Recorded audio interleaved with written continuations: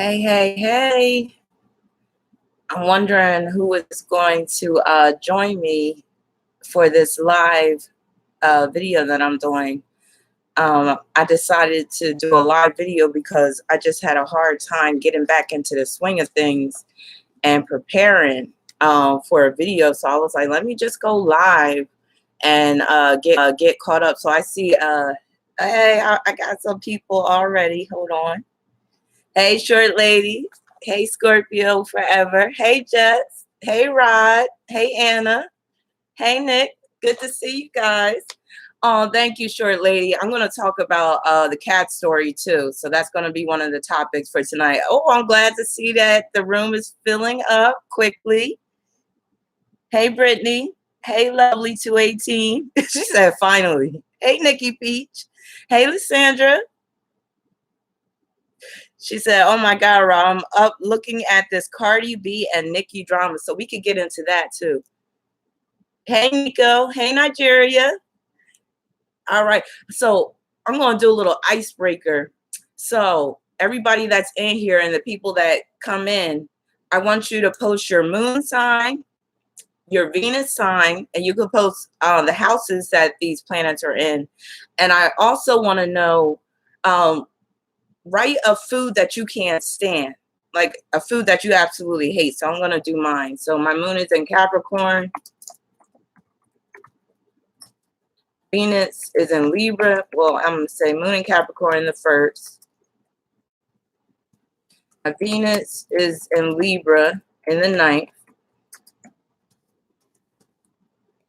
And there's two foods in particular that I like really can't stand. So that would be Brussels sprouts. Like when I see them in the store, I actually just want to hurl. And bananas. I can't stand bananas. I can't stand the smell. I can't stand the taste. None of that stuff. So y'all could go ahead and post your moon and Venus sign and the houses, and then post a food that you absolutely can't stand. Like when you see this food, you want to throw up or you're just like gross. So Rod said, moon in Leo, 4th house, Venus in Scorpio, 7th house. I hate broccoli and peach cobbler. Peach cobbler? Oh, peach cobbler is good though. Moon in Gemini, Venus in Taurus. Hate green peas. I don't like green peas either. Moon in Virgo, Venus in Aquarius. I love Brussels sprouts. I hate chitlins. I never had chitlins before. I'm afraid to have that. Plus, I grew up not eating pork because of the religion I was born in. So anything that's like pork, I definitely can't do. So Lysandra said, moon in Libra, 12th house. Venus in Leo, 10th house, pork rinds. I never tried pork rinds either. I'm afraid. Aisha said, I'm in the house. Hey, Aisha. Venus, 5th house, moon Taurus, 7th house. I don't like pickles, chitlins, and beets. I've never tried beets before. Nigeria said, Gemini, moon, 10th, Venus in Aries, 8th, sauerkraut, yuck, and beets. I love sauerkraut. I can eat sauerkraut just right out the bowl by itself. Interesting. Scorpio forever said pork rinds are so good with hot sauce.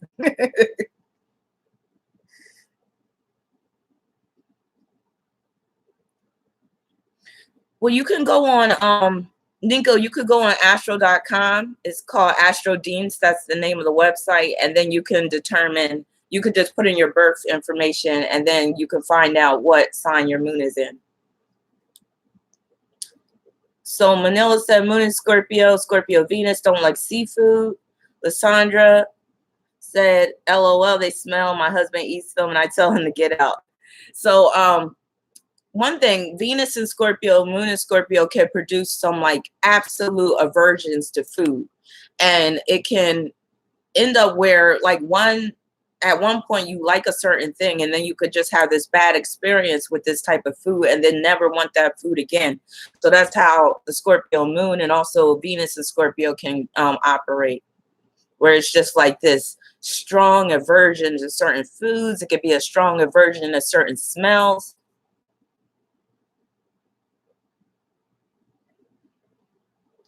Nick Chris said, moon, I'm Aries, Venus is Scorpio. Oh, moon in Aries, Venus is Scorpio, and I hate.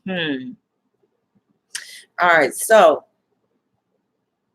Now, I'm gonna do the super chat feature. So if anybody would like a live reading, you can do the super chat and you could donate some funds and then I could do a live reading. But if you just have general questions, I can answer those questions without doing the super chat. Dom said, did anybody just see Cardi B and Nicki Minaj altercation? I'm so disappointed. Wait a minute, was it a physical altercation? Hold up. Somebody please let me in on this because I have no idea. LJ said, why are Capricorn men so hard to date, get to know? Well, Capricorn men, number one, they're about their work first. If a Capricorn man isn't about work, then it's going to be pretty pathetic because Capricorn is the sign of work. So a lot of times they're not going to make themselves available because work comes first with them.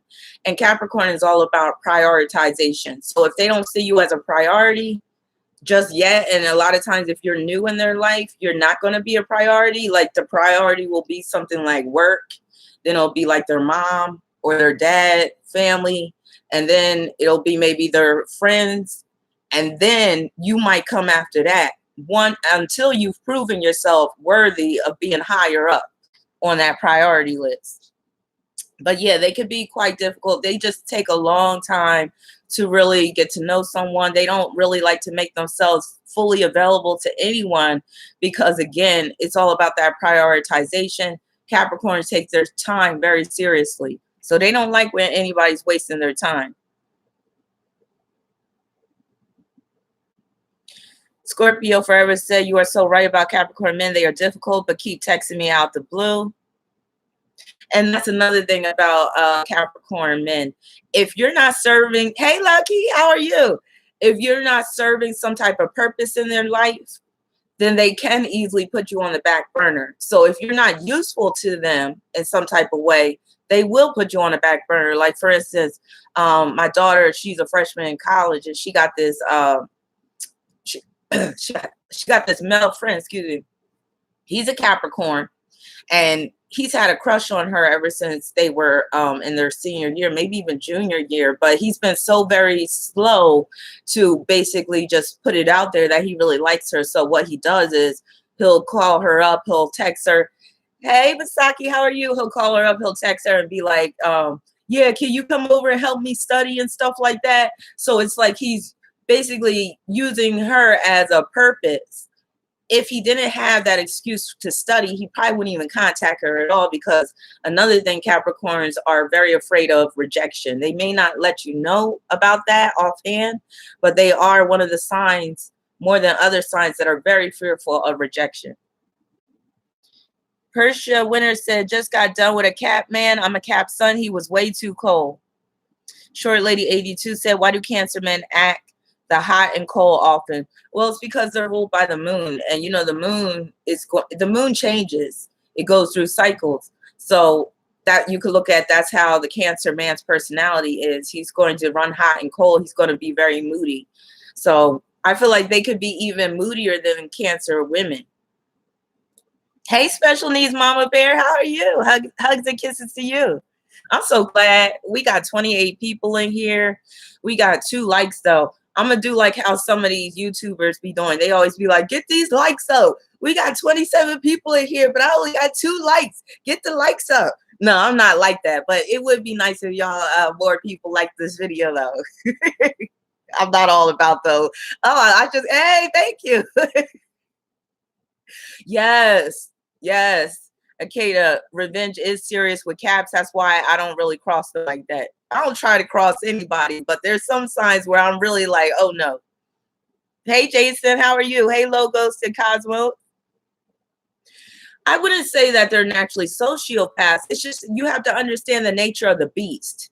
They are naturally loners. And again, like I said, they are about prioritization. So if you're not useful in their life at the current moment, they will put you on the back burner. Thank you, the light, for the like. Rod Dixon said, what does it mean if I have a Jupiter return in Scorpio in the 7th house? So if I'm understanding you correctly, in your Jupiter return chart, it's in the 7th house.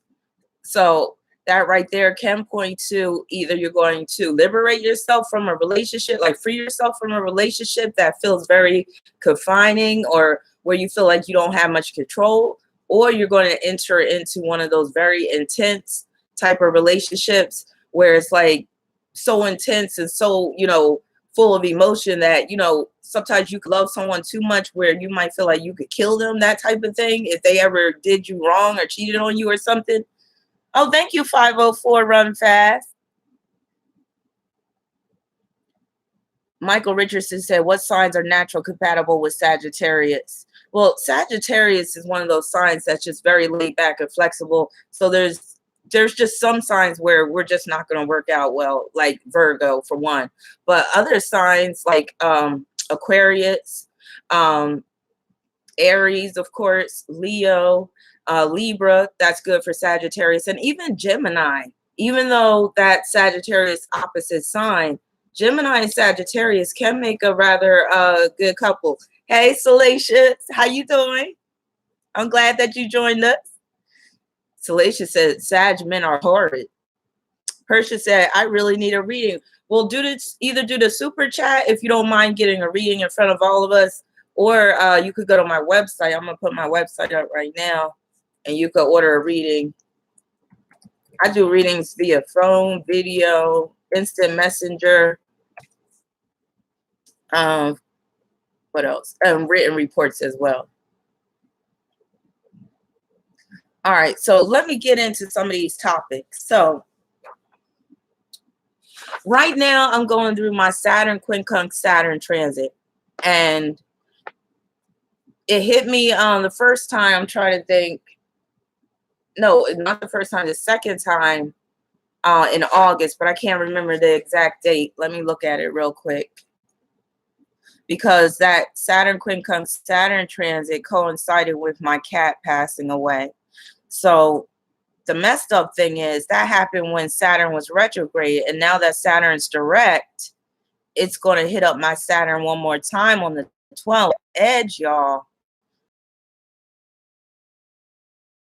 Saturn transit that I'm going through. Hold on. Okay, that was August 30th. August 30th, and my cat died September 1st. So I'm going to get into the story about my cat dying and how that relates to this Saturn quincunx Saturn transit, but it also relates to this Mercury transit I was going through on that day. And also I'm going to relate it to my nodes, because like I always say, everything goes back to the nodes. Let me see what else everybody's saying. Hey, Phyllis, how are you? Hey, Renee. Hey, Matthew. Glad we got 35 people in here. Hey, Camilla. Okay, so yeah, and this particular Saturn transit I'm going through, it's a death quincunx, because it's what's known as an upper quincunx. That's like technical astrological jargon, so you really don't have to worry about that. But the upper quincunx is known as a death quincunx, so it can bring death into your life, which is what happened with my cat. So like I said, it's going to hit up my chart again on September 12th. So I'm kind of on edge, because I'm like, oh God, like what's going to be next? I'm hoping in terms of death that's the only death of a loved one that I have to survive this year. But with Saturn, you can never be sure. So I'm going to pull an electional chart to see how that Saturn transit might play out. I'm also going to pull some cards while I'm live to see possibly how this Saturn transit is going to play out on the 12th. So again, hey, Astro Pluto Queen. Hey, Adrian. I'm glad you joined us. Hey, Sammy. So like I said, when Saturn was retrograde, it formed a quincunx, death quincunx, to my natal Saturn on August 30th. My cat died on September 1st, which was last Saturday. So the morning that he died, everything was fine. Like he seemed like in perfect health the whole way through the 7 years that I had him. He just seemed like he was very strong, always in good health, very active. he was like even acrobatic. Like he was just so flexible, and he just was full of life. So on the morning that he died, it was nothing different. Like he was full of life. And the crazy thing about it was, you know how after the fact, hey Christina, hey Jess, you know how, oh thank you, Jess, you know how after the fact something happens, you start thinking about, okay, what was different? What was happening that was kind of different? So I went back and I was just thinking, and the night before, I remember I had gotten some, I made myself a snack because I was going to watch a movie while I was working on a report. So I made myself a snack, and I made Day Day, my cat, a snack too. Because the thing is, oh, I'll explain this in a minute, but I made him a little snack too. And I told him, I was like, you're going to eat this snack with me, which I never do. But I had his cat bowl in my room, and I was like, you're going to eat the snack with me, you know, while I watch this movie and stuff. So that was a different thing, because again, I never bring his cat bowl into my room and I'm like, you're going to sit and eat with me. So that was something different. And then also the morning that he died, I remember me and him, we just had this very close, tender moment. And we had a lot of tender, close moments, but that moment in particular, that day, I remember like I was petting him and he was, you know, purring, and he kept on. Anybody that has cats, I know you notice where they'll like almost force you to pet them. So he was doing like this, you know, like under my hand, so I would pet him. So I grabbed his face at one point and I gave him a kiss on the cheek. Thank you, Tiffany. I gave him a kiss on the cheek, which I never do either, because I love my cat, but I'm not really, I'm not that animal friendly where I'm going to put my mouth on an animal. So I'm just like that. But for some reason that day, I kissed him on the cheek and I said, oh, you're so cute and everything. Another thing was another time during that morning, he was laying by my side, and this deals with my Taurus South Node.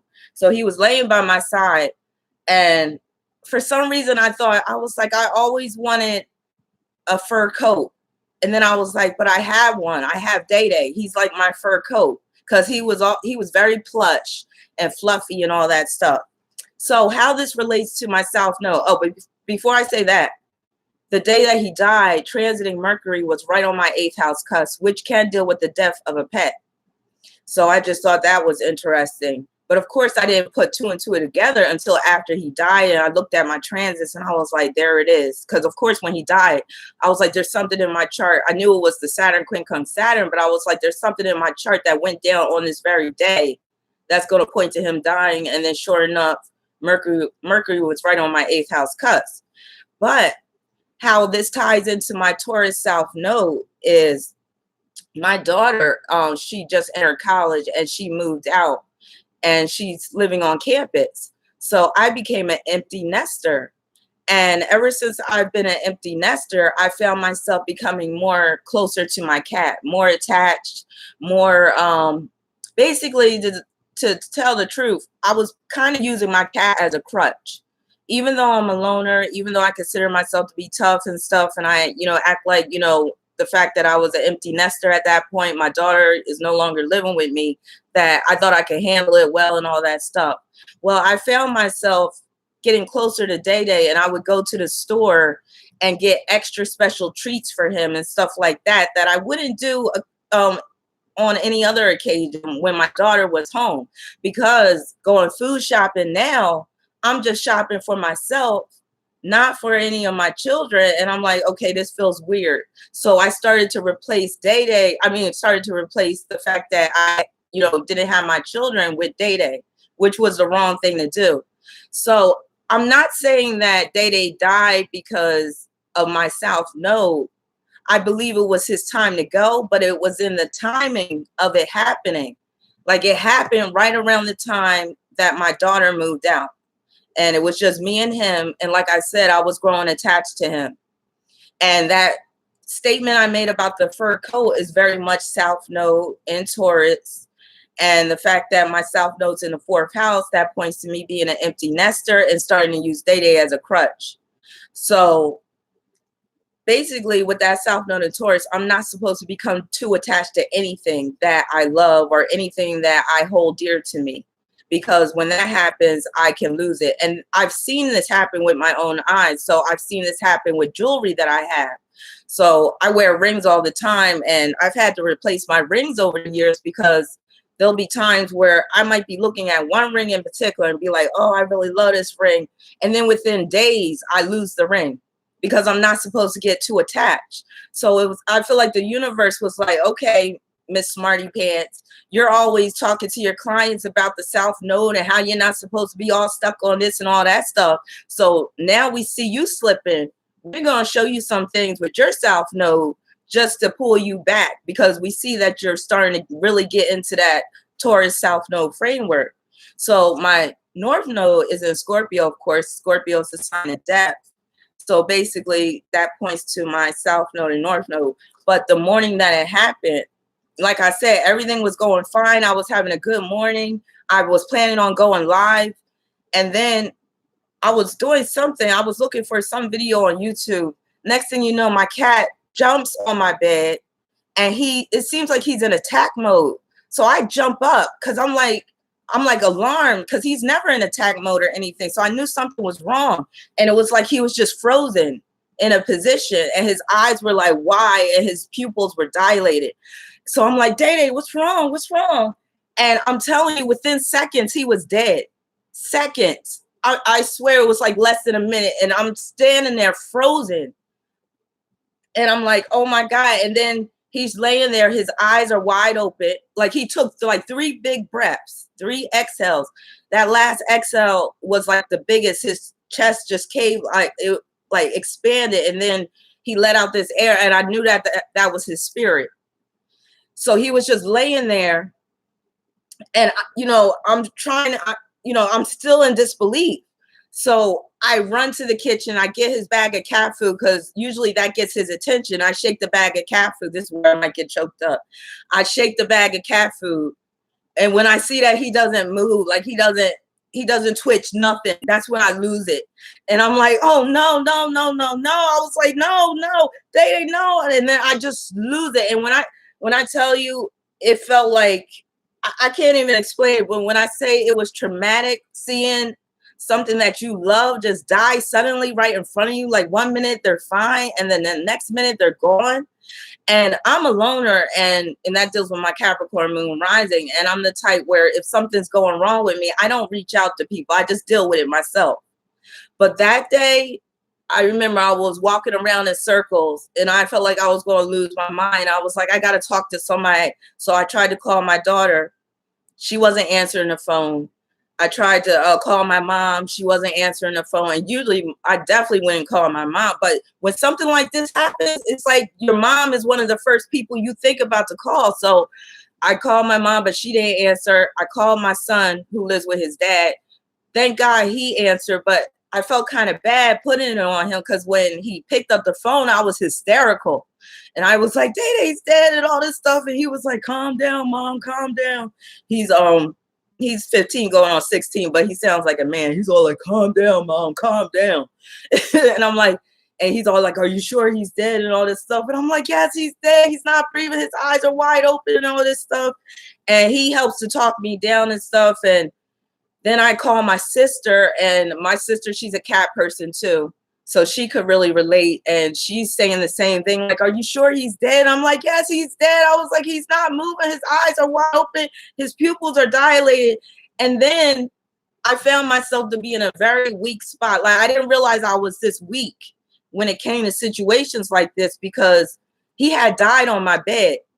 And I'm on the phone with my sister, and I'm like, oh my God, I have to pick him up. And I was just standing there. I was like, I can't touch him. Because I was like, I know if I pick him up, I said, he's not going to feel the same. I said, he's going to feel dead. He's going to feel limp. I was like, I can't do it. It was like, I couldn't deal with it. So I just stood there, like, talking to my sister for like a good 30 minutes. And she was trying to help me through it and talk me.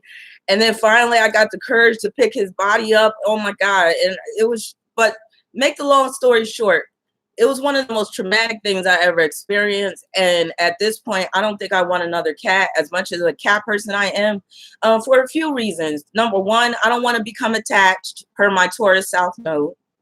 Number two, Day Day was so special to me. I've had cats before, Thank you, Salacious. I've had cats before, but Day was by far my favorite cat, hands down. I would always say that he was like part human. That's how smart he was. He was so compassionate and sensitive that when I would have menstrual cramps every month, he would massage my belly. Like, I kid you not. Like, he knew when I was ailing, he knew when I was upset. And he was just like, he was a big cat, but he wouldn't hurt a flea unless another cat came in the picture. He wasn't playing that. But he was such a gentle soul. And I'm just like, when he was because it felt like God or the universe or whatever just plucked him. Like, he was just plucked out of my life that quick because he died that quick.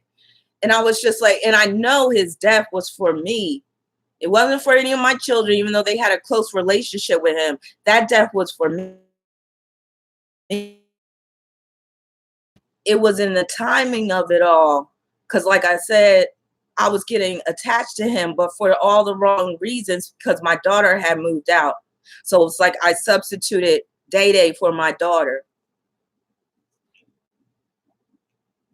Thank you, Jayam. So yeah, I just wanted to get that out. And it took me a good several days to really get through it. And every now and then I'll have these flashbacks of Day now.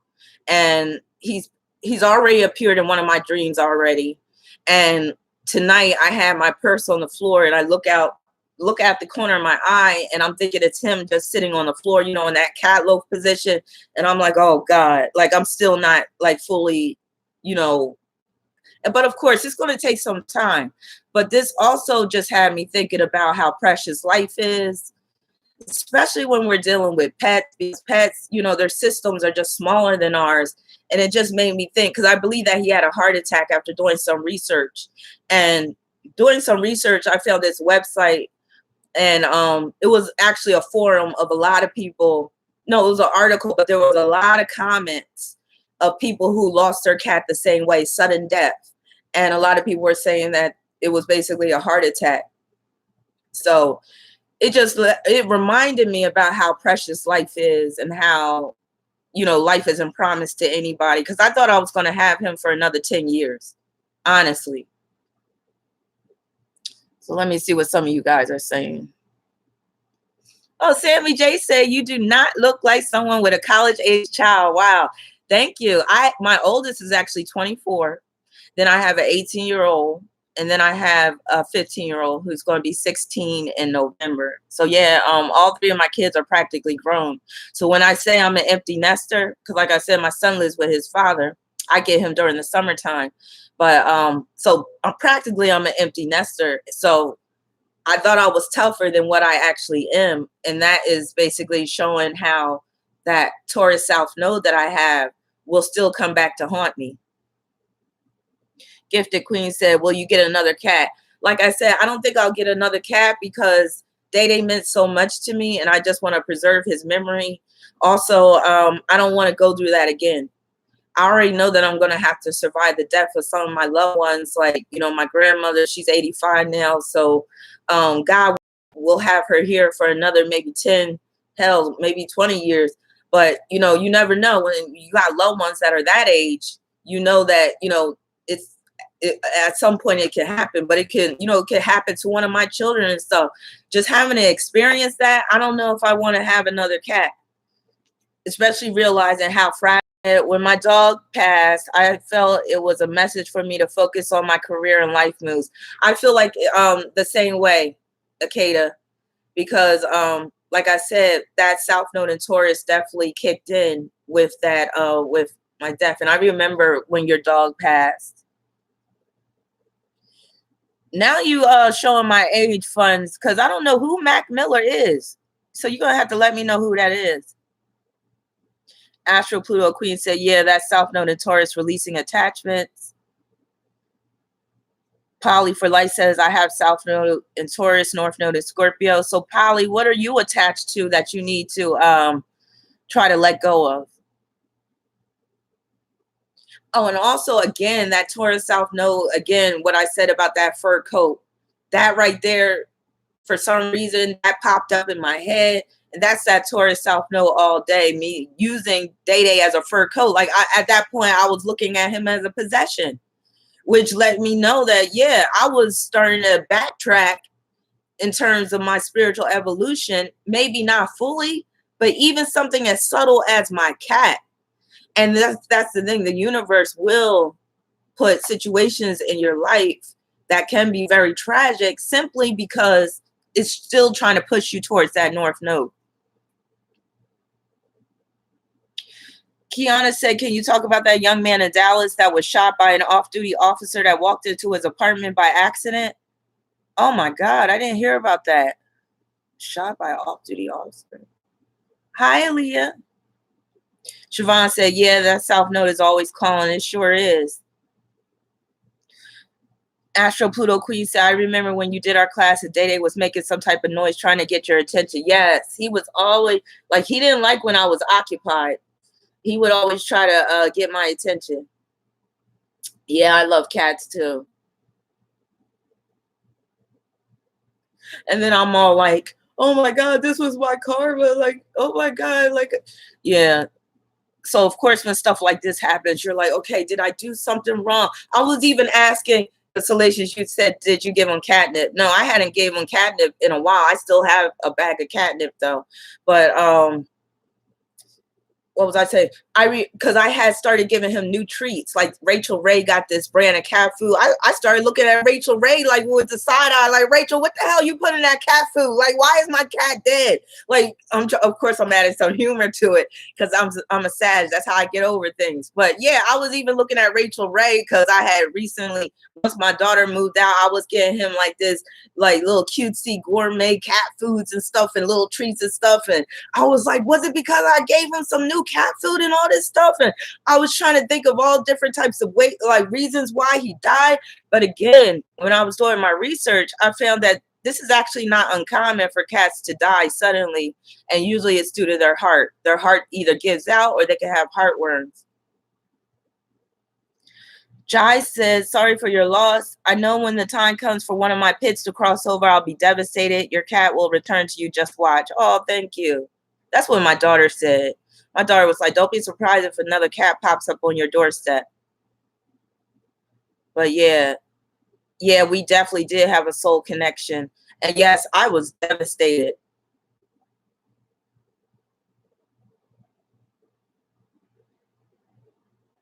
Yes, animals come to us to teach us unconditional love. That is so true. Because he was a fluffy, hairy cat. And let me tell you, that's one thing I couldn't stand was the cat hair. So I was always using the lint brush and all that stuff, vacuuming all that stuff. But I loved him so much that I was willing to put up with the cat hair for the rest of my life.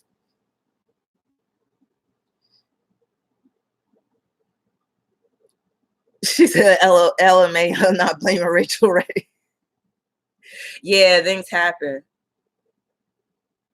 All right. So enough about that. But again, like I said, so this Saturn transit is going to hit me up again on September 12th. So please keep me in your prayers, y'all.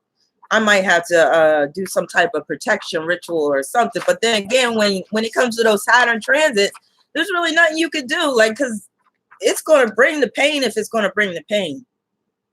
Now, I'm going to talk about Aretha Franklin's chart a little bit.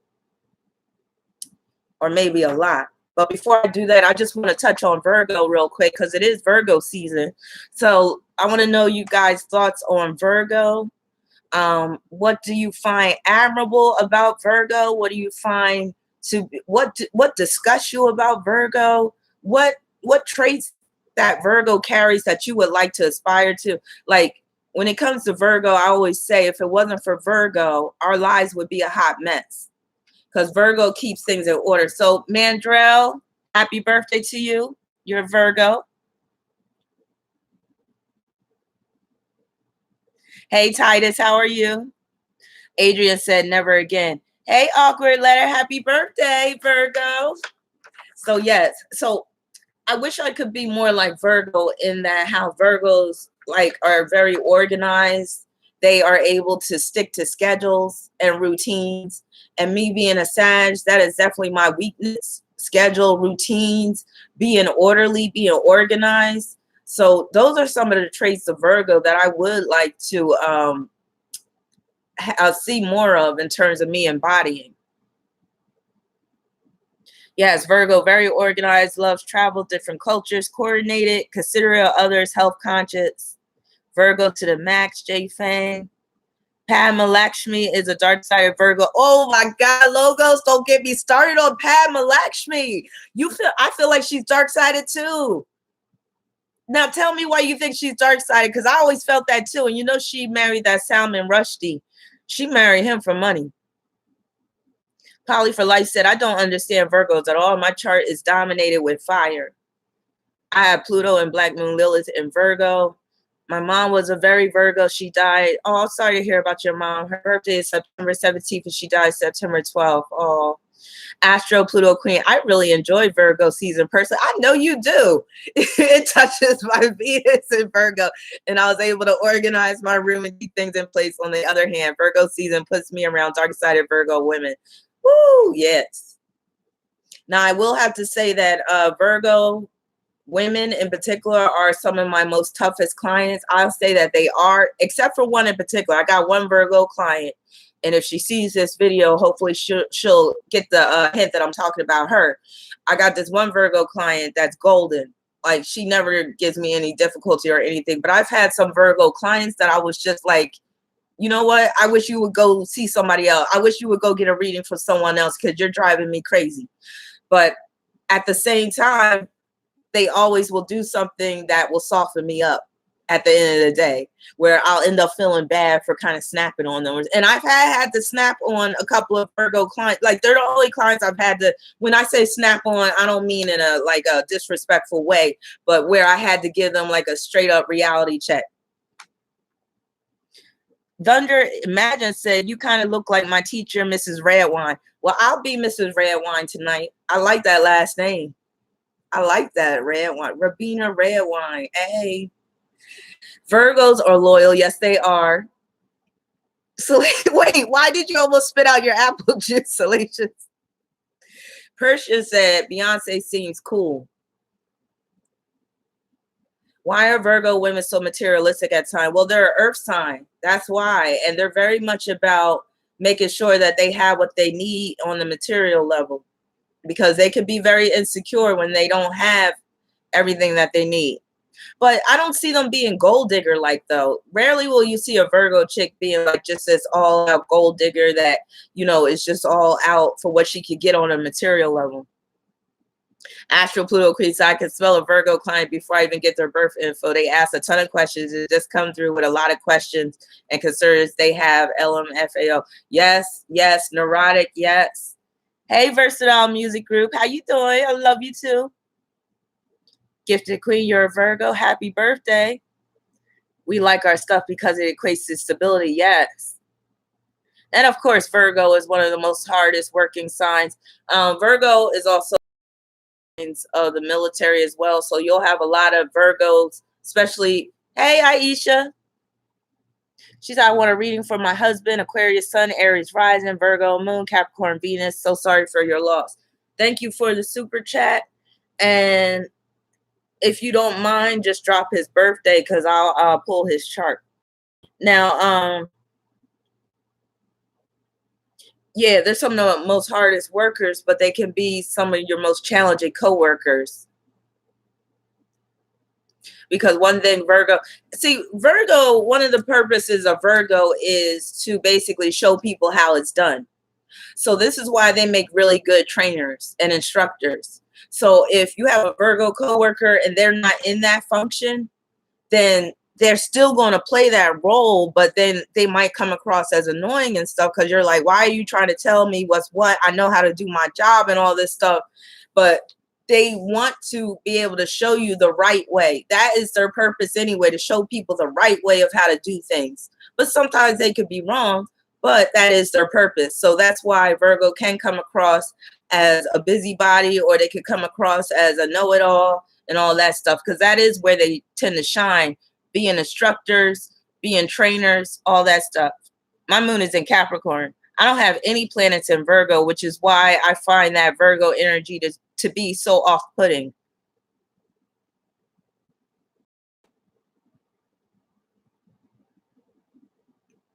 And you said you want a reading for your husband. So what question do you have about your husband?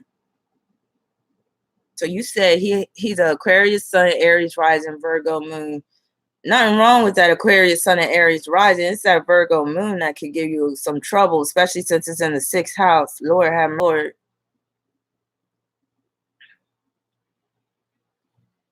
So Nicole said, I'm a Pisces and work with some Virgo women. And let me tell you, baby, where'd it go? Hold up. Damn, I wanted to read that. It's going too fast. Hold on. I got to get back to where that was at.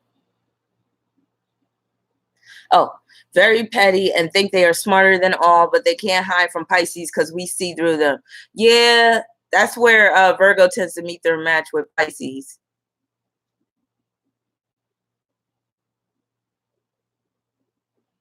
Let's see. Aisha, where you at?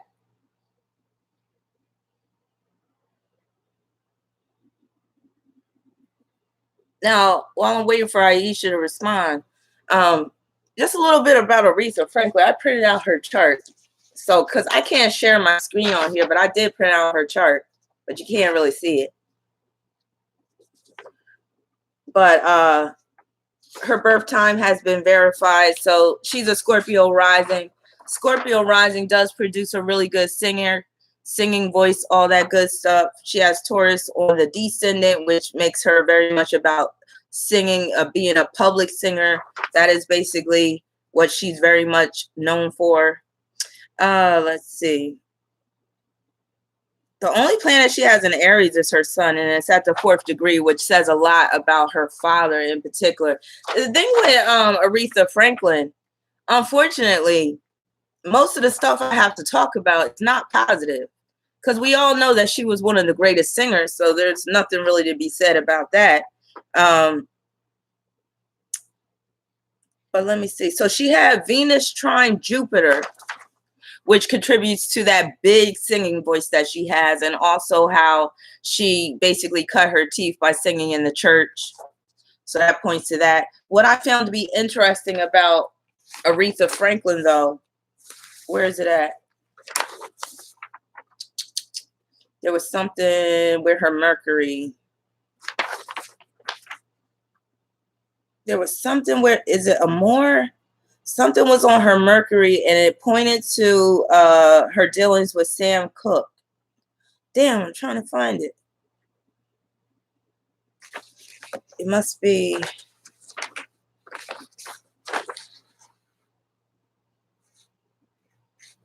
For some reason, I can't find it. Hold on. I gotta pull. It must be a might be a fixed star. But Aretha, like I said, well, we know she was also a cook. She put out a few cookbooks. So that could point to her Cancer moon in trine to Mercury. That can point to her putting out a cookbook.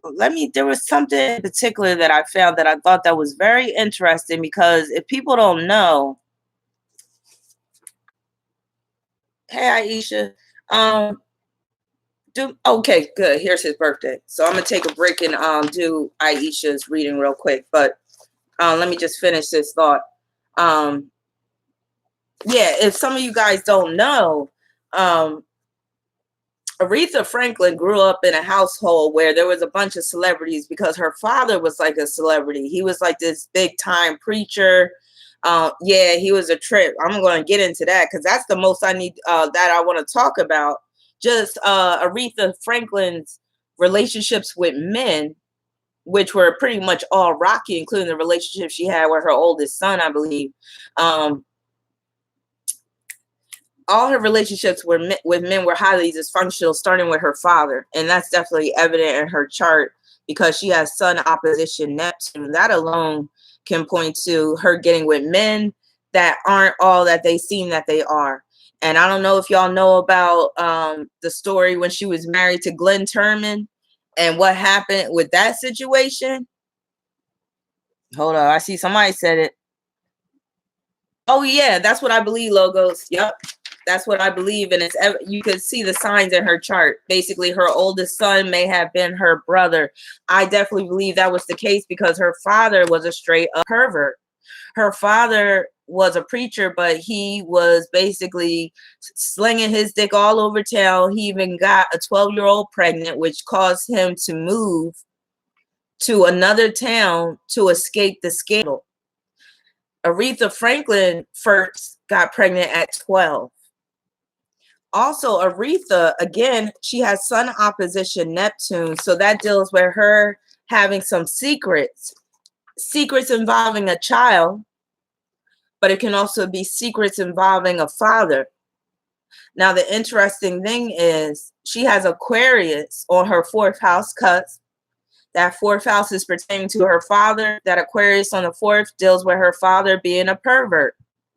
Her sun at the 4th degree of Aries points to her father being a pervert. Her Saturn conjoined to Uranus in the 7th house points to her father being a pervert. Yes, Manila, I'm suspecting the father of killing the mom too, because that's what was basically rumored to have happened. Now, her Aretha Franklin's Venus is conjoined to her 4th house cusp. You know what that can point to? All right, have a good night, Astro. I'll see you later.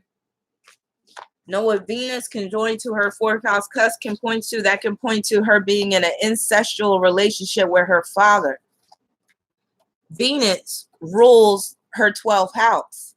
She has the 22nd degree of Libra on the 12th house cusp, which can point to an unusual relationship, perhaps with her father, because again, Venus is conjoined to her 4th house cusp. So that 22nd degree, I'm starting to really see that possibly dealing with incestual relationships, that being a possible manifestation.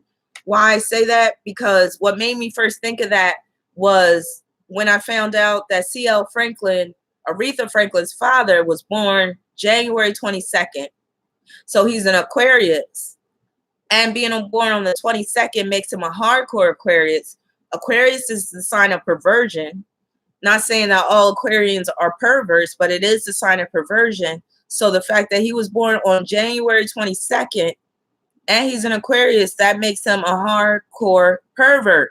So that 22 shows up in Aretha's chart with Libra, the 22nd degree of Libra on her 12th house cusp. That could deal with a secret relationship that's perhaps incestual.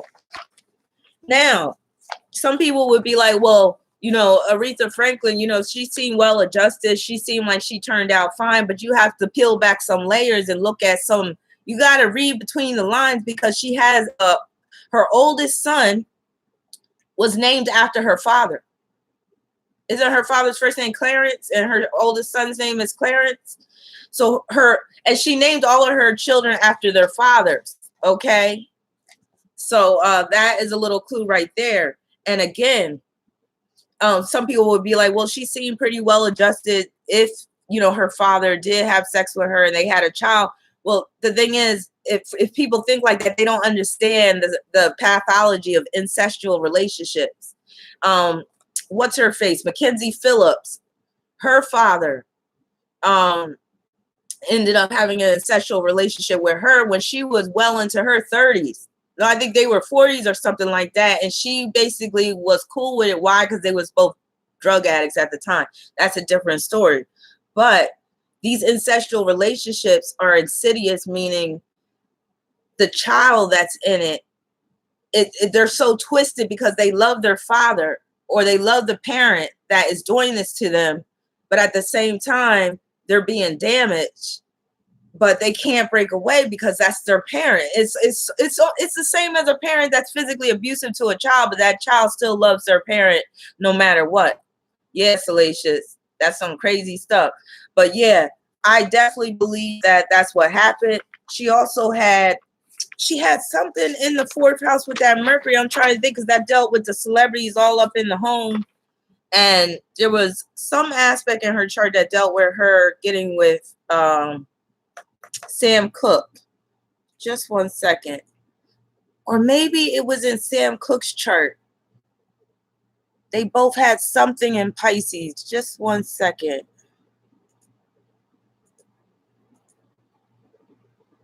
But basically, Sam Cooke had sex with Aretha Franklin when she was underage. Back then, a lot of people were doing that, and I don't even think they had statutory rape laws back then. So I think, you know, you could get away with that. Thank you, Persia. I think you could get away with something like that. Okay, so let me pull the chart for Aisha's husband. So Aisha, what question do you have in particular about your husband? And do you have a time of birth for him?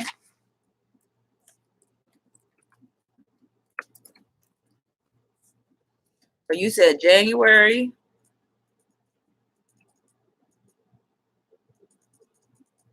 21st, 1973.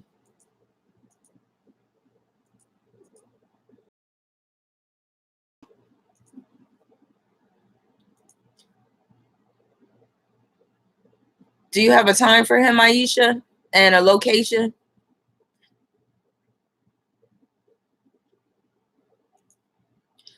Now, the fact that he's a 21, that means that he can type for things. He could just want to live a very lavish life. Times he could get problems with spending if he's not careful.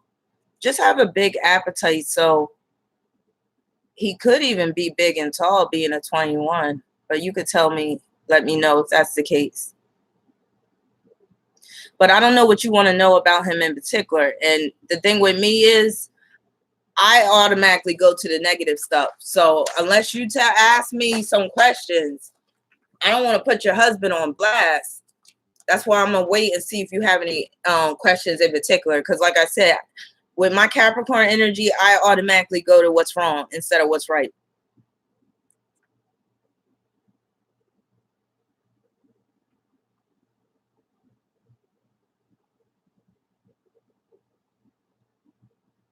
Actually, I'm gonna pull one tarot card to represent your husband.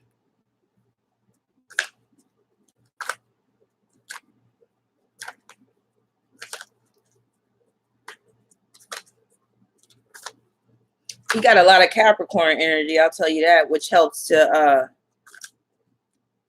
ground that Aquarius sun he has.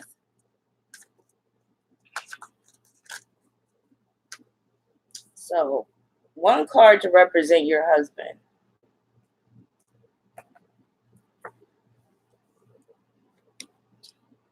This is the Nine of Wands. So this could be a card where sometimes he ends up getting stuck in a rut, and he might have a hard time changing once he gets into a certain pattern. He might have a hard time letting certain things go. Let me see what his nodes are at. North node in Capricorn, South node in Cancer. That there it is right there. May have a hard time letting things go. With his South node in Cancer, that would definitely be the case. It could be even people in his family that he really shouldn't be dealing with right now, that he still can't let go simply because he got that Cancer South node. And with that Cancer South node, that can produce problems in your marriage because honestly, he is supposed to be much more focused on life in the outside world. He's supposed to be more focused on his career. Now, his North node is conjoined to Venus, which is good for relationships, but more so good for a business partnership. Or what would really be good in your case is if you were in business with your husband. So hopefully you are. And if you're not, you might want to consider doing that because that will help to keep your relationship intact.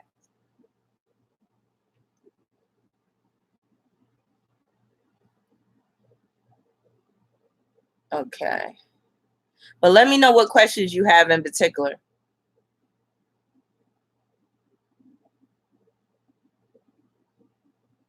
Persia said 1579 Cap Sun Aries Moon. Now, what question do you have, Persia?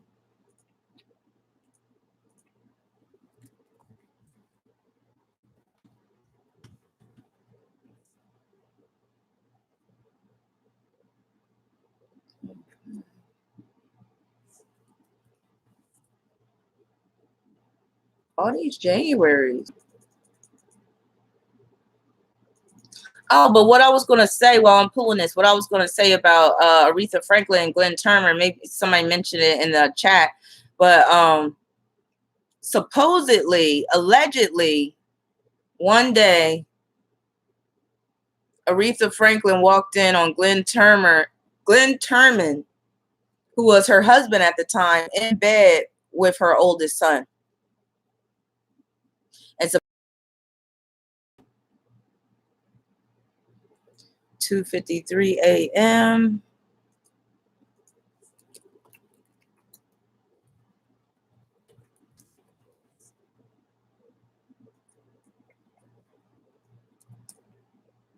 So with Aretha Franklin's sun opposition Neptune, that can point to her having a dysfunctional, perhaps ancestral relationship with her father, and having a child that she keeps where the father is kept secret, the real father. And it can also point to her getting with a husband who has a secret life, who's on the down low. So as we see, Aretha Franklin's main issue is with men. And that sun at the 4th degree can point to her attracting gay men, because that 4th degree is like Aquarius, Uranus energy. Yes, Glenn Turman, the one from Cooley High, and he also was in, remember that movie, The Inkwell? And what other movie was he in? He was in A Different World as Colonel Taylor, I think. Very good actor. But yeah, he was allegedly messing around with Aretha Franklin's oldest son.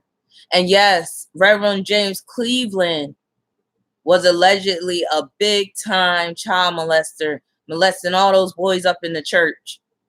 Yeah, that's the thing about the church. You know, the church is one of they always say that the devil's favorite hiding place is the church, because people are like, oh no, we would never, expect that. I don't know if any of you guys ever seen that movie by Spike Lee, Red Hook Summer, but that's a movie that deals with that type of situation. If you want to see a movie like that, it's kind of slow in the beginning and the acting is pretty bad, but it's watchable for that one scene when when the shit hits the fan. Okay. So, Persia, what's your question?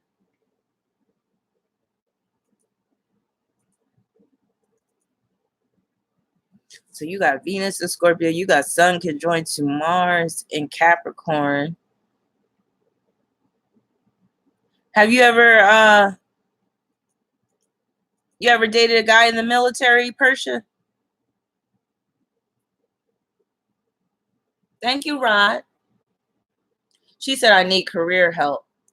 Now with your Sun conjoined to Mars in Capricorn, I would think that, you shouldn't have a problem getting a job. It might just be the type of jobs that you get that's not really satisfying for you. Basically, hey, Dream Love, basically, you need to be your own boss. She said, I'm okay with the negative. Ooh. Let me just add this real quick, 7:42 p.m. before I lose that.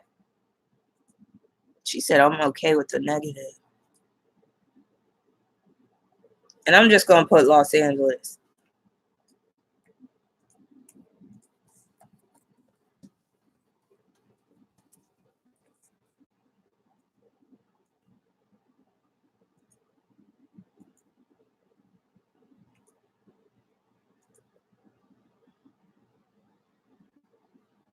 So wait a minute. Did you say? Thank you, Latia. I don't think I'm pronouncing your name right. 7:42 p.m. California. Now, I thought you said his son was in the 6th house, but I see it in the 1st house. Hold on. I mean, his moon. I see his moon in the 1st house in Virgo. I see him as a Virgo rising, moon in Virgo, 1st house, squaring Mars. Oh, that's not good. he has the potential to get abusive. Hopefully he hasn't ever, but that Mars square moon can make him easily upset, or I'll say easily excitable. It can make him very defensive even. So it's like if you talk about certain things that he he'll like take things personal and then like just be very defensive. Also, he might have misplaced loyalties as well, where he's not fully loyal to you because of that Mars square moon. Interesting. He might also be away from home a lot. Now his North Node is in Capricorn, just like no, I was already talking about this North Node in Capricorn. Now his South Node is in Cancer, which really does mean he's not really supposed to be too focused on having a wife in this lifetime. That's where his Achilles heel is. So if he's not really treating you like you're supposed to be treated as a wife, that explains why. He is supposed to be with a woman, but more so on a business level and more so on a impersonal level. When he gets his emotions all involved, when he gets his feelings all involved, that's where he can end up going too far, and that's where he can turn abusive, because he has this fear of his woman leaving him. But at the same time, he might not be doing what needs to be done to keep his woman, meaning you. Let's see. His Jupiter is conjoined to his North Node, so in this lifetime, he does need to be out in the world. He needs to be traveling all over. He really doesn't need to be that domesticated. So if you're trying to have him be domesticated, that's not going to really work for him. He's going to end up becoming miserable.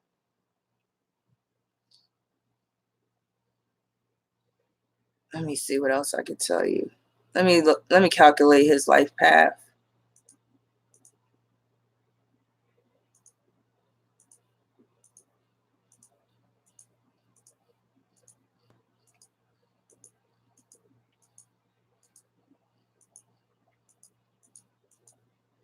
So he's a 24 in terms of his life path numbers. So that makes him very relationship oriented. That's also good for making money. So hopefully he does make good money. But that Venus conjoined to his North Node in Capricorn, I would think that he does well financially, hopefully.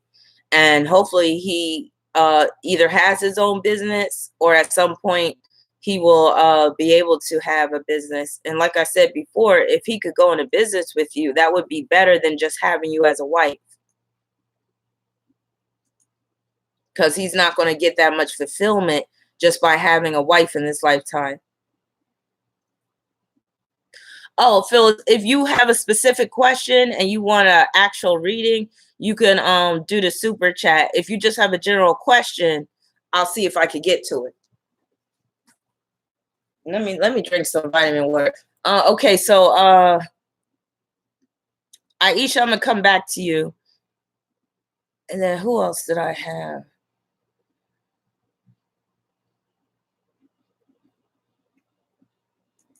Persia. Persia said, you said something about the signs. You said love life. You said I need career help. Like, so let me go back. I'm drinking I love this vitamin water, the dragon fruit. I always say it's like Kool-Aid for adults, because I'm not really a plain water drinking type of person, which is not good. All right, where are you at? Okay. So you said you need career advice. Now you have Leo on your, well, wait a minute. Okay, yeah, you gave me your birth sign. You have Leo on your midheaven, but your sun is in Capricorn in the third house, is conjoined to Mars in the third house. Have you ever considered a career in the field of education, perhaps working with children, but not just ordinary children, children that might have some type of learning disability, or children that might require some special type of education? Also, that placement, Mars conjoined to the sun in the third house, that's also good for teaching adults. teaching adults that maybe, adults that are trying to go back to get their GED.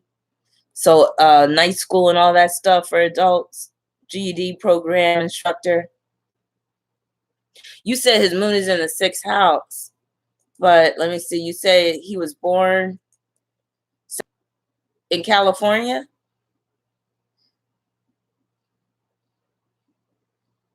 January 21st, 1973, unless I got the birth date wrong. Let me see.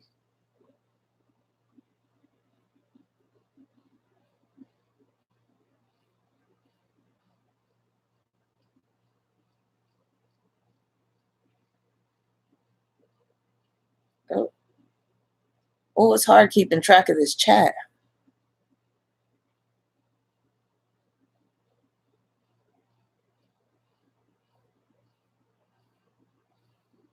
Okay. January 21st, 1973. I have that right.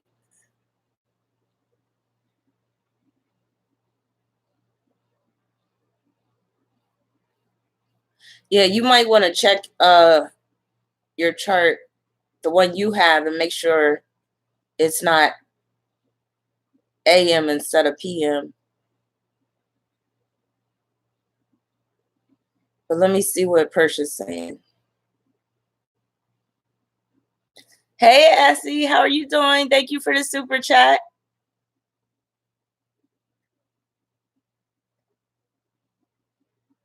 Okay. Well, we're going to have to compare notes because that's not what I have. Like, let me just confirm his birth date again. January 21st, 1973, 7:42 p.m.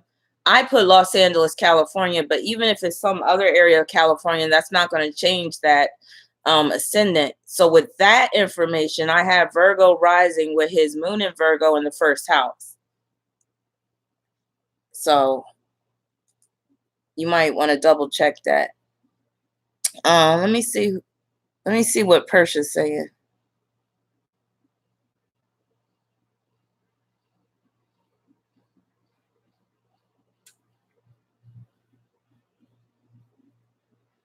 Lucky, what fight are you talking about?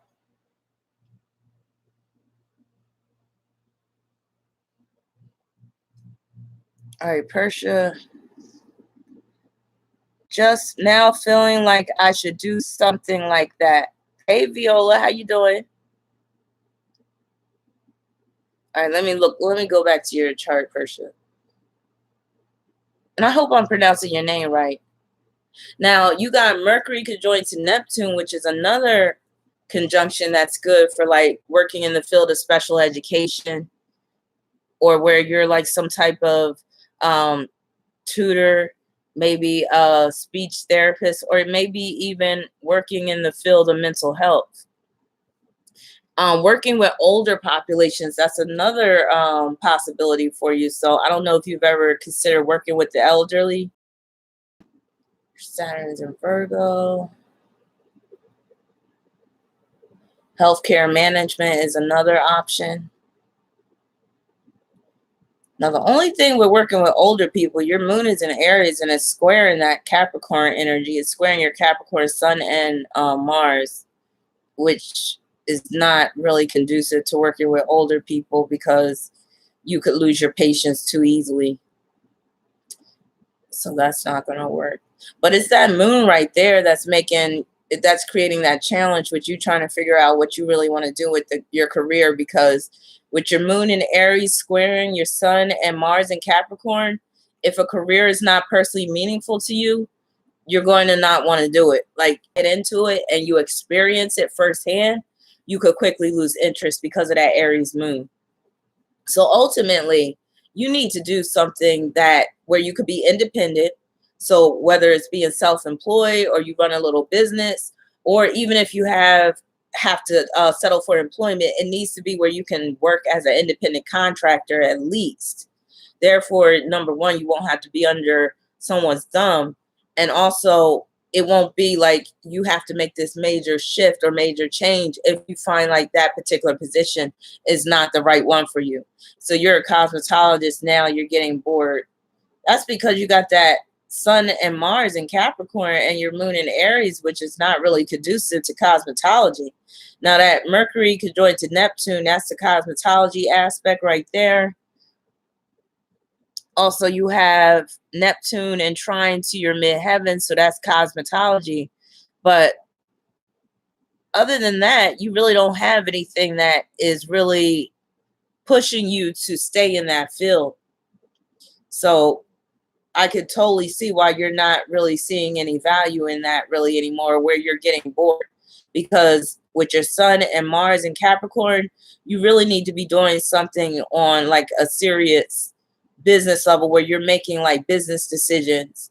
So instead of being a cosmetologist where you're actually having to, do things on a level where you actually have to work with your hands and stuff, you need to be doing things where you're just, worrying about the budget and you're doing long range forecasting in terms of, okay, well, this looks like this is going to, be advantageous for us business wise and all that type of stuff.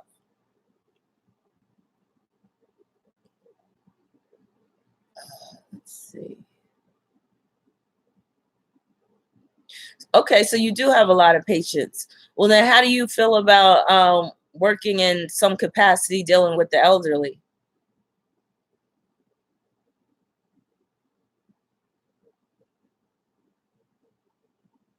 I'm going to tell you what you really need to do. Well, no, I'm not going to tell you what you need to do, but this just came to me dealing with the elderly again. If you could come up with some company or create a company where you're providing some type of transportation service for the elderly so that they could get to their doctor's appointments and stuff, and where you can give some of those other transport companies a run for their money, like you could be the competition, that would be to your advantage. Oh, you're welcome. All right, let's see what else.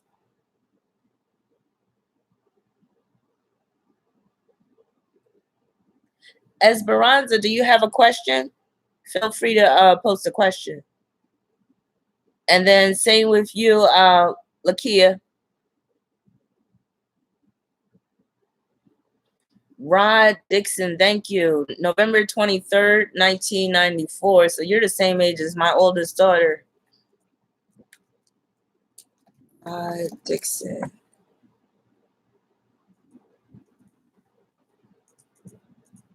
November 24th.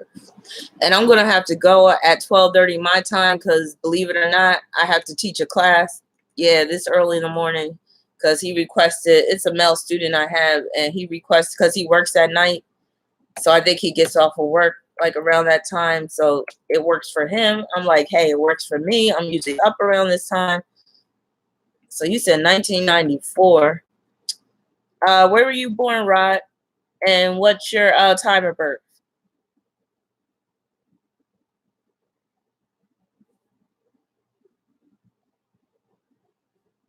And then let me pull yours. 1372.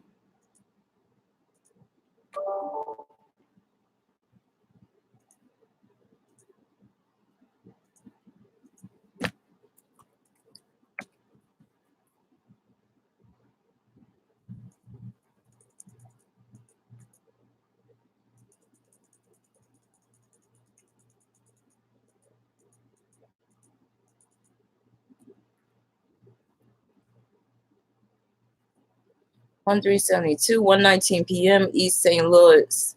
Oh my God, I've been to East St. Louis before. Let me tell you, I got a story about that. Just 1 second. 1/3/1972, 1:19 p.m. And then you said,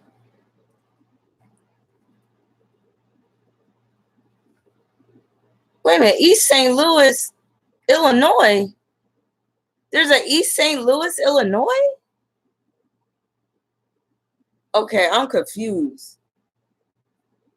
I know there's an East St. Louis in Missouri. There's a. Okay, I just learned something new today. Let's see.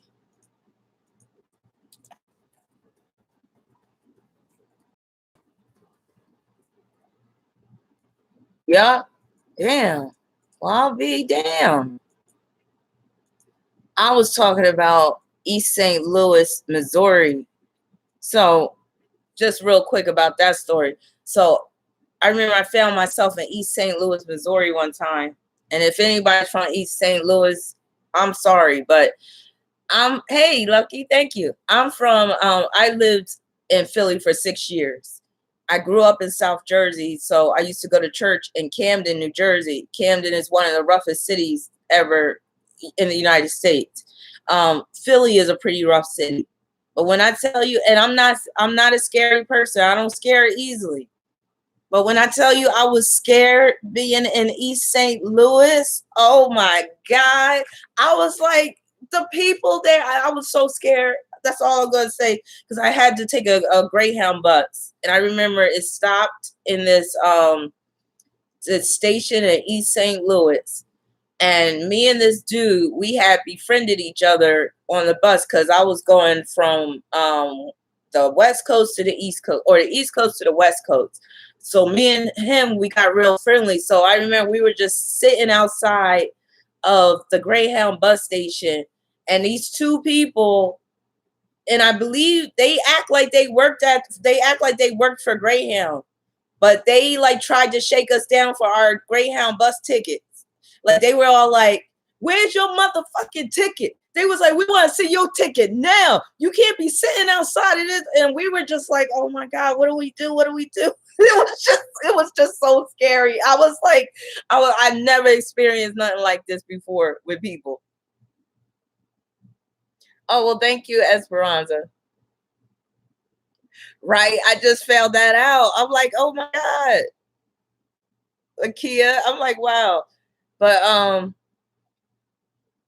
right, Lucky, I'm gonna get to you in a minute. But yeah, I don't scare easily. But when I tell you I was scared in East St. Louis, that city is rough. I was like, yo, never again will I find myself there. Rodarius, why does I swear you've contacted me before, Rodarius, because that name sounds so familiar. Thank you again for your super chat. So Demopolis, Alabama, 3:01 p.m. I'm gonna get to you in a minute, Lakia. Oh, here you are. That's a weird name, Demopolis.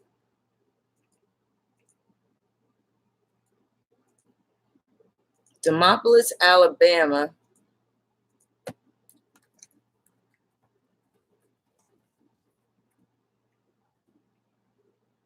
And then what time? 3:01 p.m.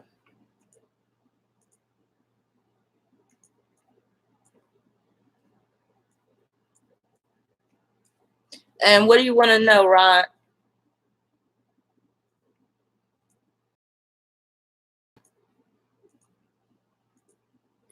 Rodarius.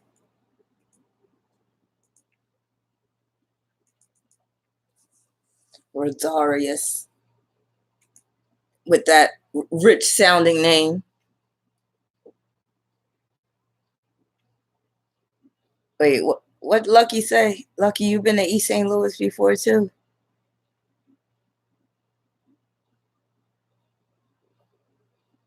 Yeah, Lucky said East St. Louis is ratchet. It is. Oh my God. Like I said, I was scared. I was like, oh my God. Healthcare management degree. Pisces are good for Scorpios. The only thing with that is they could get in too deep really easily. So Ryan wants to know, will I ever get married someday? What is my career path? Let me see. Will I ever get married someday?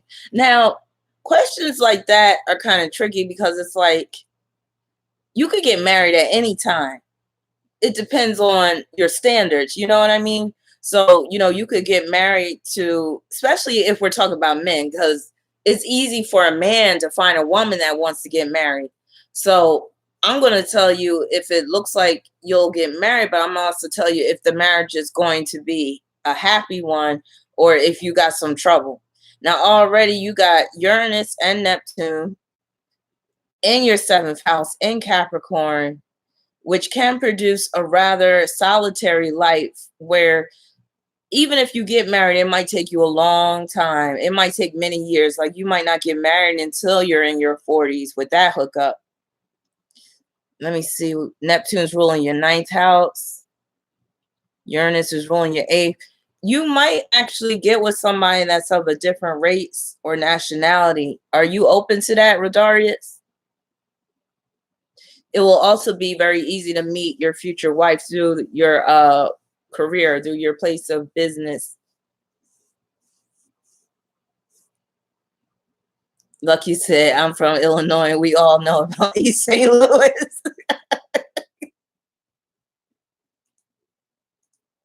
So let me see. Let me look at your moon. So your moon is in Leo. It's in square to Venus. Oh, that Venus moon square can be rather challenging in terms of marriage, because a lot of times if it's not coming from you, it'll be coming from your wife, where I'm talking about disloyalty. And that can also produce infidelity situations. So you might feel like if it's coming from you, you might feel like your wife is not enough. You might feel like, you need, and it could be because she's not giving you enough sex, she's not giving you enough attention, what have you. And your moon is in Leo. So the whole theme of sex and attention is very strong with your chart. So you could also attract a woman that's going to spend up all your money and put you deep into debt. So you got to be very discerning about the type of women you get with. Now, so I do see a high chance of you getting married because you do have Sun trine Moon, which is one of the best aspects for marriage. It almost guarantees marriage, and it can produce a fairly happy marriage. But like I said, with yours, it might come much later in life once you've gotten a lot of things out of your system, because you are a Sagittarius. So I know freedom is a lot to you. You might, want to have a few adventures before you tie the knot. I would say with your chart, you should just hold off on marriage as long as possible, just so you could be sure that you're really ready. Because the thing with Sagittarius is Sagittarius can jump into marriage and then end up regretting it as soon as a few weeks later, where it's like, damn, what did I get myself into? But the marriage seems so alluring in the beginning because Sag can easily fall in love, and Sag is one of the most romantic signs. Your moon in Leo makes matters even worse. So you could end up falling in love with a woman, but just because you fall in love with her doesn't mean that you should marry her right away. You need to put her to the test, and it's going to require some time to really get to know her, because your Venus is in Scorpio, which means that you attract women that could be hiding something. You attract women that could have some crazy ex-boyfriend just lurking in the shadows that she hasn't fully broken it off with. Next thing you know, marriage. So take that into consideration as well, especially since your Venus is squaring your moon. Like you could almost say it's almost a guarantee that there's going to be some cheating going on in the marriage, unless, like I said, you marry later in life and you marry someone that you already know is not about that life, that's not going to like have some desire to go out and date somebody else while she's married. And your caution is those women that are real attractive, those women that seem hot in the pants, those women that are like very sexy and stuff. Those might be the women that you're attracted to, but those are the women that can really do the most harm in terms of your life. Yes, it is intense. Thank you, gifted queen. Nicole said, I just can't. All right, so you said career too. So let's see. So you have Aries on the midheaven. You have Mars in Leo. Have you ever thought about being like an athletic coach? You do have all of this Scorpio energy, and along with your sun in Sagittarius in the 5th house. Like the first thing I'm thinking of with you is like athletics coach, maybe a high school football coach or basketball coach, maybe personal trainer even. Where are you at, Rod?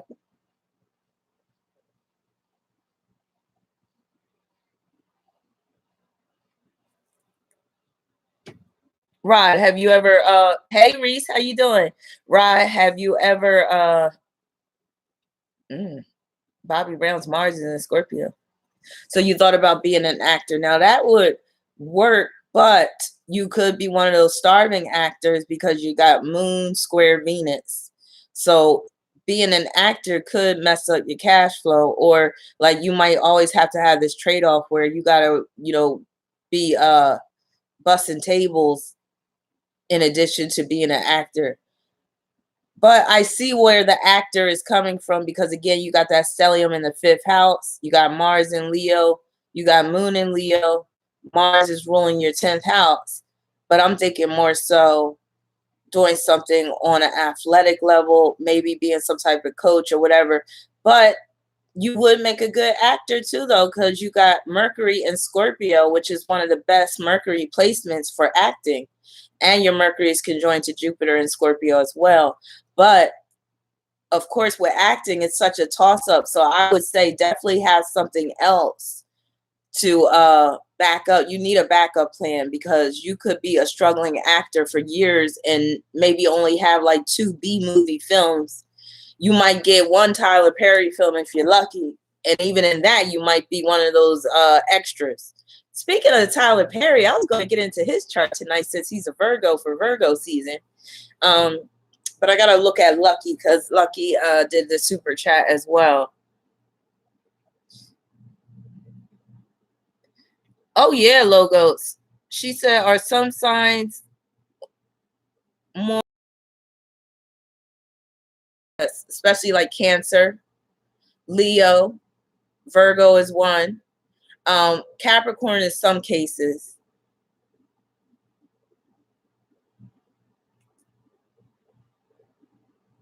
But Cancer by far is the sign of racism. And for a good reason too, because Cancer deals with race, Cancer deals with nationality, only really likes dealing with that which makes them feel comfortable. So Cancer is not really too keen on dealing with that which is foreign, which is why Cancer and Sagittarius, they clash. They form a quincunx aspect naturally. So with that hookup, that just shows you right there that Cancer is not really conducive to diversity, and they're not really too big on things that are exotic and foreign. They like to keep things familiar. Okay, let's see. Oh, Lucky. I should still have your chart in my files. Let's see.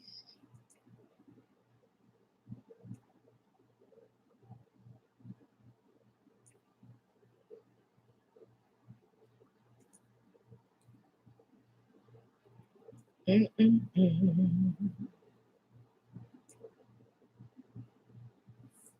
you go.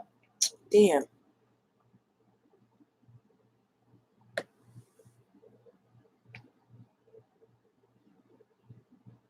All right, Lucky. Let me go back to your question.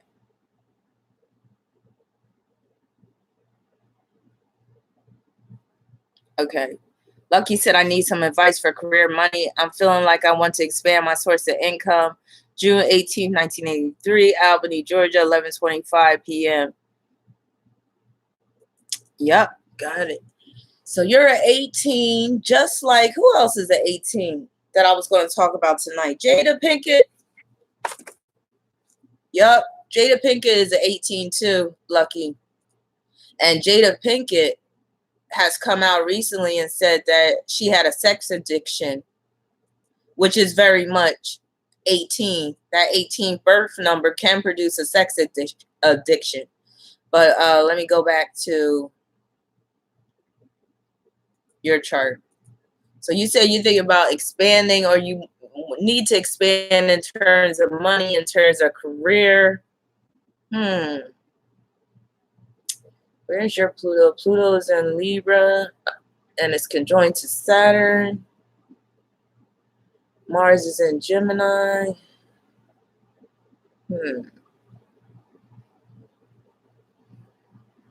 Have you ever considered going back to school for counseling, Lucky? Psychology counseling? Well, you and me both, Lucky. It's going on 2 years for me. I'm telling all my business, but yo, it's going on 2 years for me. But it's all good because that means that I don't have to deal with no drama. So Jarvis, you're 18 too. That explains your sex addiction. But Lucky, have you ever considered going to school for counseling?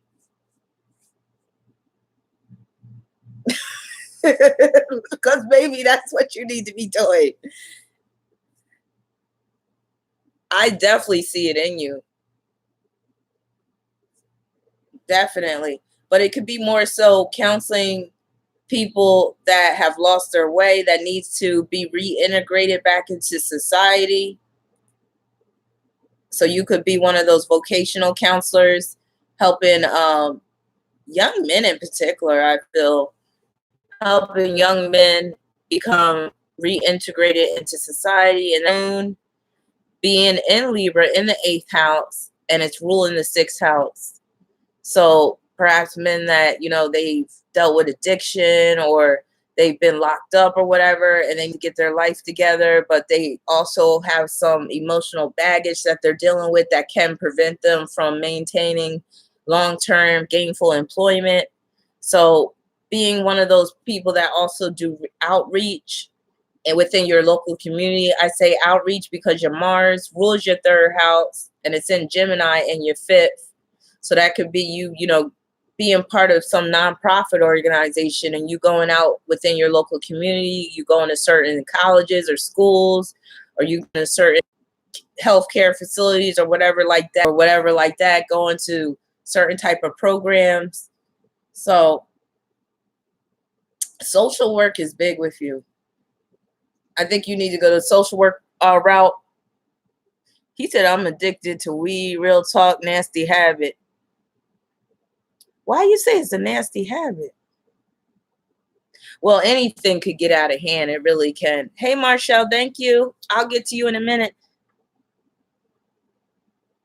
And you can, if you have the time of birth, that'll help too.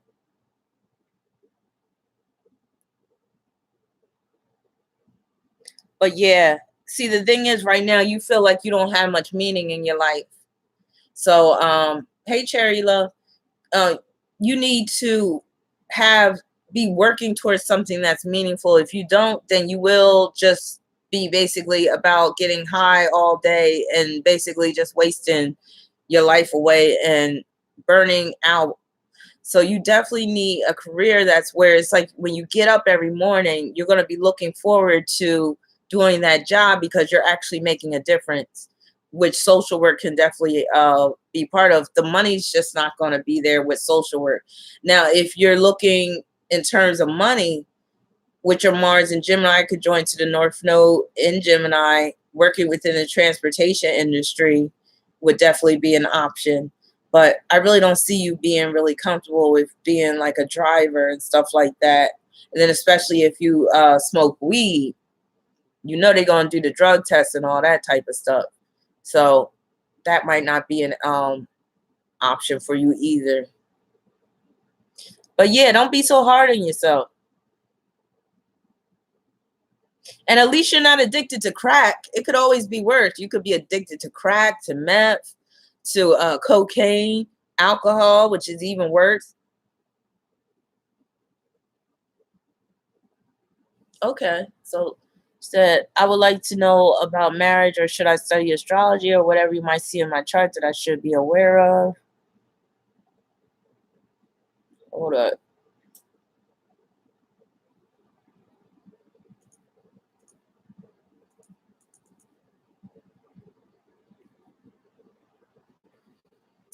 Well, you would be pretty good with astrology, so I would definitely continue studying that if you have started already, because you got your moon in sextile to Uranus, you got Venus in Aquarius conjoined to the North Node in Aquarius, which is good for astrology.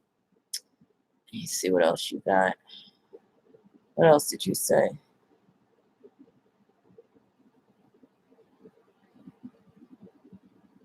She said marriage too. Marriage. You got Scorpio on your 7th house cusp, which can be challenging for marriage because a lot of times your partner is not going to belong solely to you. So that can be a partner that cheats on you, but it can also be a partner that basically you have to share him with the world. Like you have to basically, and it could be because of his work schedule. It could be because he's just one of those very sociable type of people that always wants to be out and not always with you. So that could be one of the challenges. You got Neptune in your seventh, which could deal with a marriage that is where you're lonely a lot of times because Neptune is opposed to Saturn and Gemini. You could also get with a partner that is living a lie or living a double life. You might also end up being trapped. Like if you get married, you might end up being trapped in a marriage where, it's not really fulfilling, but you feel like you can't leave.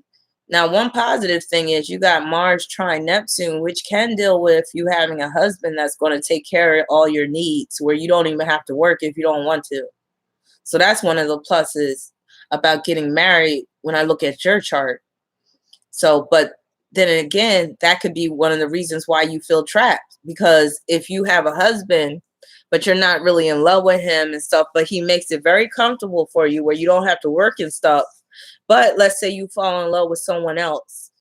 Well, it's going to be hard for you to leave that marriage because you've become accustomed to that certain type of lifestyle, unless the new guy can match what the husband is bringing or even do better. But a lot of times it won't be that way. So that is one of the trade-offs that you might have to deal with. The fact that the husband that you have, he's supplying for all your needs, but you might not really be into him like that. But I do see marriage being a strong possibility with your chart. So, and this marriage looks like it could last a long time because you got Pluto ruling your seventh and it's in trine to Saturn. Interesting. All right, who else we got? There was somebody else. Marshall, but I think there was somebody before you. Rod. Lucky. Okay. Okay, Marshall, I'm gonna get to you in a minute. Now, I'm gonna segue into Tyler Perry real quick because he's a Virgo and I wanted to look at his chart real quick.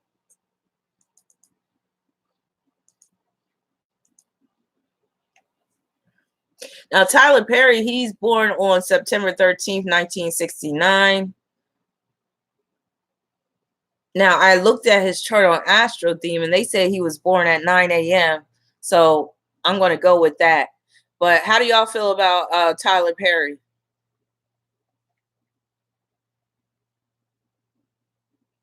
Now, the interesting thing about Tyler Perry is I think he still hasn't come out the closet and said that he's gay. And there's still people that still don't believe that he's gay. But I thought he was gay from day one. I thought that was like a no-brainer with Tyler Perry. Now, the fact that he is a 13 in terms of his birth number reinforces my belief that he is gay. Logos de Cosmos said he's on the down low, has very feminine energy. Yes, he does, which is why he does that Medea role so well.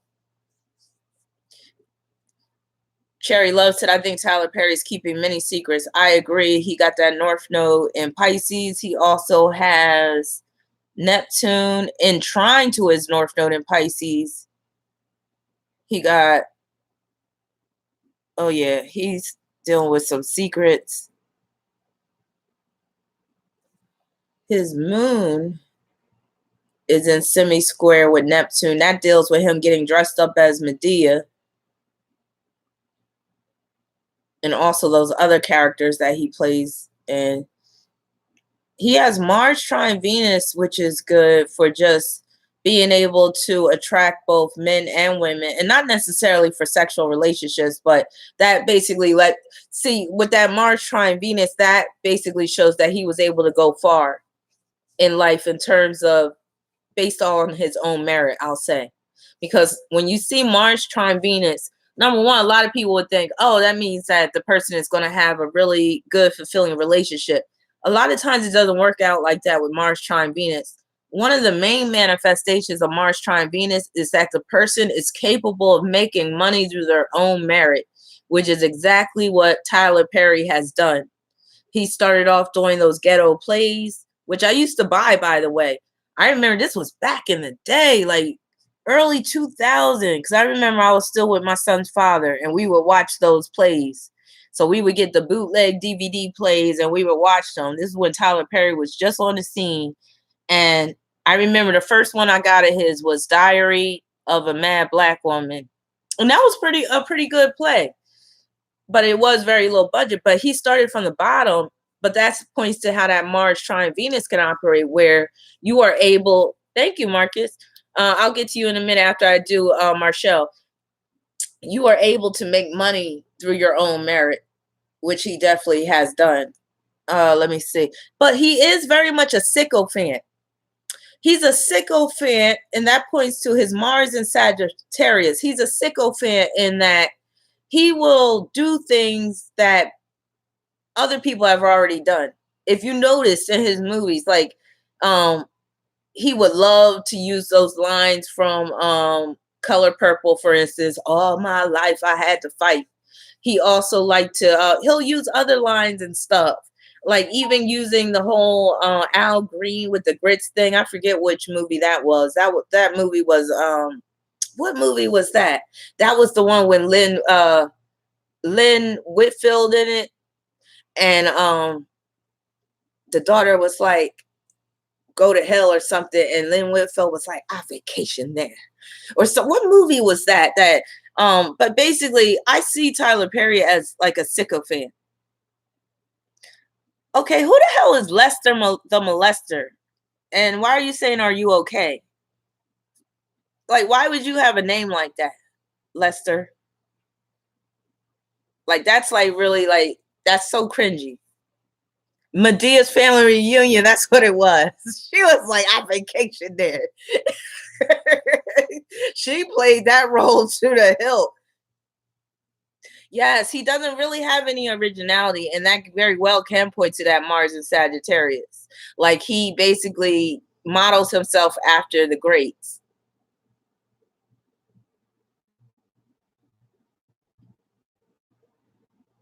Hold on. I'm still stuck on this Lester the Molester person, because I don't know, I feel some type of way, and I'm like, what's up with that name? Okay, bye, you disgusting ass pervert. How do I block this person? I'm gonna need a moderator. Wait, I don't want to block the wrong person. Okay, Lester, you can get the fuck up out of here. I don't. Just 1 second. I'm gonna block this pervert. Oh, how do I get? And you know what? I hope the hell you're not subscribed to my channel. Oh my God. So, Lucky, how do I make you a mod, Lucky? I'm not new at this. I mean, I'm new at this.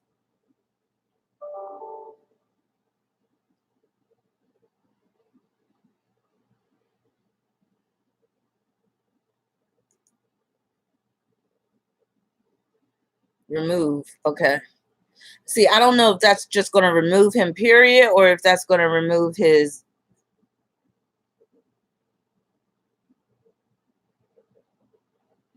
Okay. How do I get rid of this person? Hi, user, put user in timeout. I guess. Okay. Somebody let me know how I block this person for like for real. Yeah, it's always a troll. Always.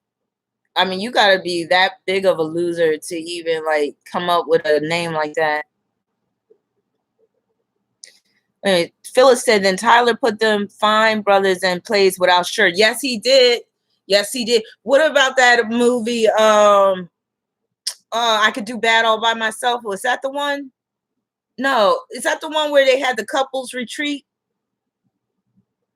And it was like I could do bad all by myself. I remember he had Michael Jai White in there, and Michael Jai White, like in most of the movie, his shirt was off and all that types of stuff. I know that was for Tyler Perry's benefit. Why Did I Get Married? Yeah. That was actually one of my favorites of his. But oh my God, have y'all seen that latest one of his, Agrimony? That one is horrible. I was cracking up at the boat scene with that last. Oh my God. Have y'all seen that whack ass Acrimony? I mean, it is horrible. When Taraji P. Henson's character actually, she falls in the water and somehow, some way she's able to climb out of water. It looks like she's walking on water, and then she gets back on the boat. Yeah, she a Virgo. She gets back on the boat, and then the anchor pulls her under again. It's just a hot mess. Made her look crazy in that movie. You liked Acrimony, Tracy? Yeah, I wanted to talk about that, Cherry Love, how he reached out to oh God, Jeffrey Owens, is that his name? Now, wasn't that messed up how someone put Jeffrey Owens on blast? I'm like, are you serious? That's a shame. Armin Colvin said, Tyler brings shame to my birthday, September 13th. Let me see what else he got. And then I'm going to get to you, Marshall. Just 1 second. Oh, I'm going to have to go in a little more than a half hour. About 35 minutes.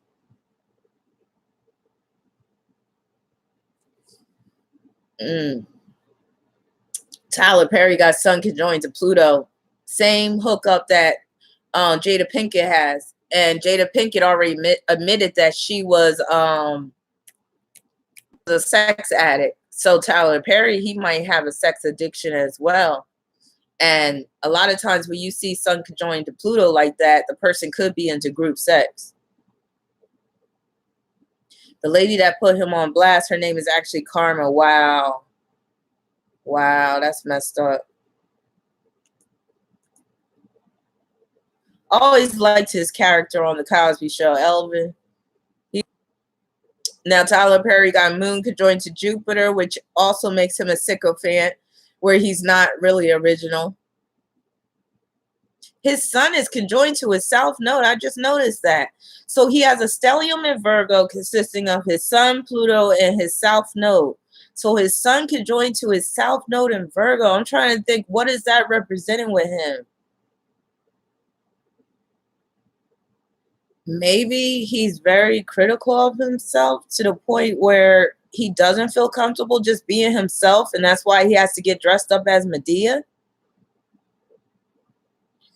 Also, that sun conjoined to south node, he better watch it with the sex, because he could end up like dying from like a serious disease.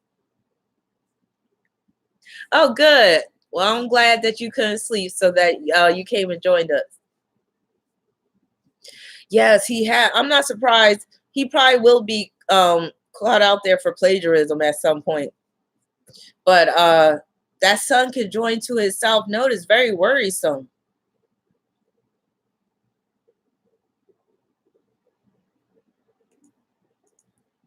So he might already have some type of, matter of fact, I wouldn't be surprised if he had HIV, because he has sun conjoined to Pluto, conjoined to his Virgo south node. I would say he at least has herpes. He got something you can't get rid of with that sun conjoined to his south node in Virgo. He got something hot. So anybody that's trying to get with him, they need to be careful. Because that could end up he could end up in the same position that Usher found himself in. You know how Usher ended up getting sued by those people that he gave STDs to? Tyler Perry better watch it.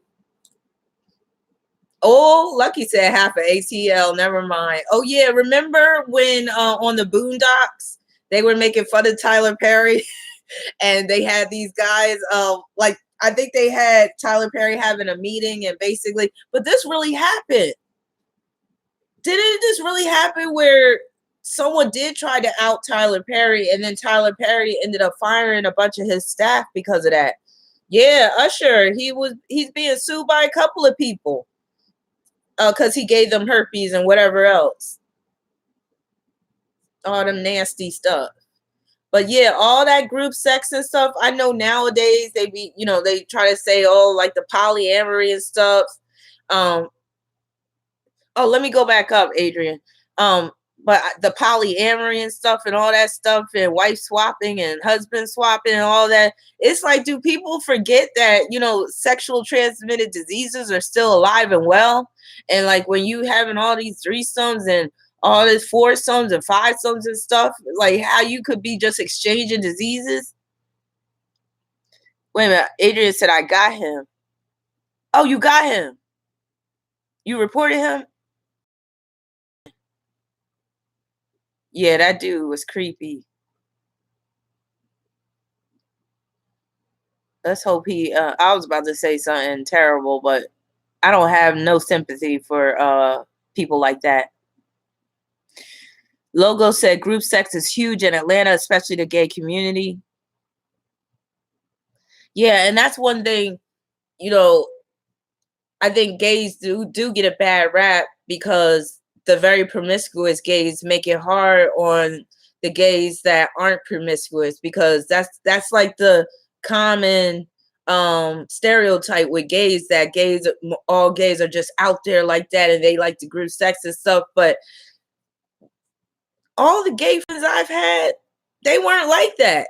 So I haven't known any gay males that I befriended that were like out there, that was just, slutted out like that.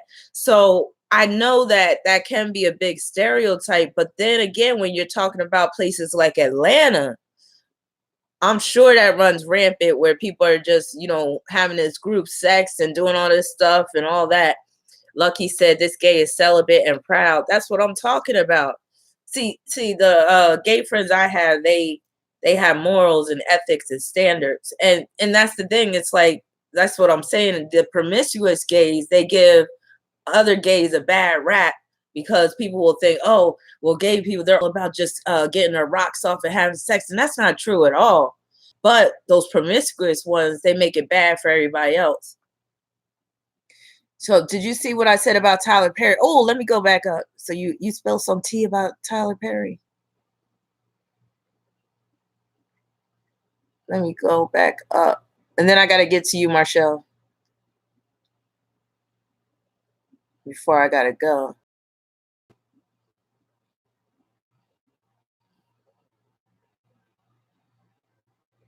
Adrian, you might have to type it again, because I'm having a hard time. Every time I try to scroll up, and then I would think I went too far. Hold on.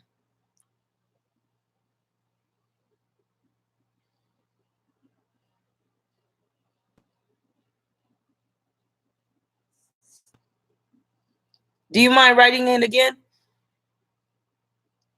All I see is I got him, Rabina. But I think you were talking about that molester dude you have. Oh, you wrote. Oh no, that's Marcus. So Marcus, I'm gonna deal with you after Marshall.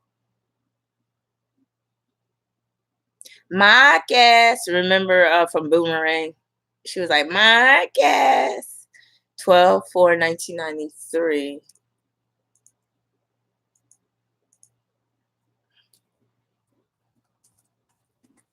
So you have a birthday right before mine. I'm 12/5. So 12/4/1993.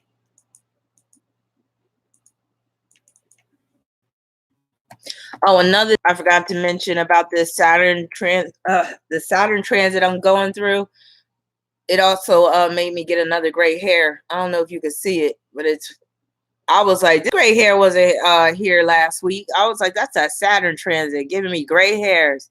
I think I got the gray hair the day that my cat died, probably, because like I said, I was traumatized.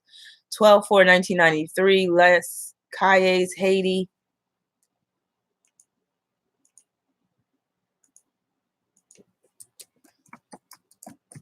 But mine getting gray hair, I think it's going to add character to me, and it's like I've earned it.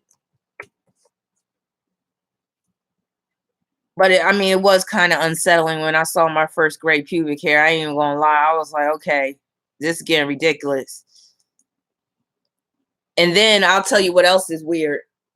Because I'm still really young at heart, right? But I'm 42. I'll be 43 this year. So I remember I got with this one guy. He's like, what is he? He's 48 this year. But when I got with him, he was 46. And like I said, I'm still fairly young at heart. So when he took off his shirt, like when we were about to get busy, he took off his shirt and I saw all this gray, this gray chest hair. Well, thank you, Dimitri. And thank you, Evelyn. So Evelyn, post a question if you have one. Okay, so Marshall wants to know about relationships. Now, you didn't give me a birth time, so I can't look at your houses, but what I can look at is your Venus in Sagittarius, and it's conjoined to your North Node in Sagittarius, and they're both at the 2nd degree. So that can deal with perhaps you relocating to be close to a partner at some point. It can also produce interracial relationships. It could produce a relationship with someone that is from a different culture, nationality, race, all that good stuff. Let me see what else you got. You got Sun conjoined to Mars in Sagittarius, which can be rather hard if you're trying to be in a committed monogamous relationship with a, because the Sun represents men that you get with. So when you got them both together in Sagittarius, basically it's very easy for you to attract men that they want a lot of freedom, they want a lot of space, and they might have a hard time settling down. Even if they get married to you, they might still want to be able to have some type of freedom. They might have like that roving eye where even if they're trying to be faithful, they're going to have a hard time being faithful because of that Sagittarius energy. But the good thing with Sagittarius, when Sagittarius is really serious about settling down, they will. But your man might not be a Sagittarius, but this energy will still play out in relation to your man or your husband. So again, with your Sun at the 13th degree of Sagittarius, Mars at the 18th degree of Sagittarius, you definitely could attract a man that has a big appetite for sex, and you might not be enough for him. But you got Mars trine Moon, which can deal with if you do get married, your husband could build a nice home for you, and he could, treat you very well in that respect. And you could end up having a lot of children because your Mars is in Sagittarius and it's in trine to the Moon in Leo. So marriage is definitely possible. It's definitely part of your destiny because you got Venus conjoined to your North Node in Sagittarius. But again, it might be a type of marriage where, again, your partner wants a lot of freedom, or it could be because you're in a interracial relationship with someone who's from another country, all that stuff. Now, you probably will attract someone that's trying to get a green card at some point. So you're going to have to be careful with that. So if you do attract someone that is from a different country, you got to really check them out because they could just be trying to get with you to come over to where you're at for citizenship. Who's very thick? I'm all nosy. I'm like, who are you talking about? Who's thick? Oh, Marshall said 4 p.m. Cool. All right. Thank you. Now I get to look at your houses. You actually have the ability to marry a rich man, let me tell you. But marrying those rich men, a lot of times, is going to come with a trade-off. Because a lot of times rich men act like, because I love history. So I was watching this documentary about him. And back in that time, he had a business wife, they said.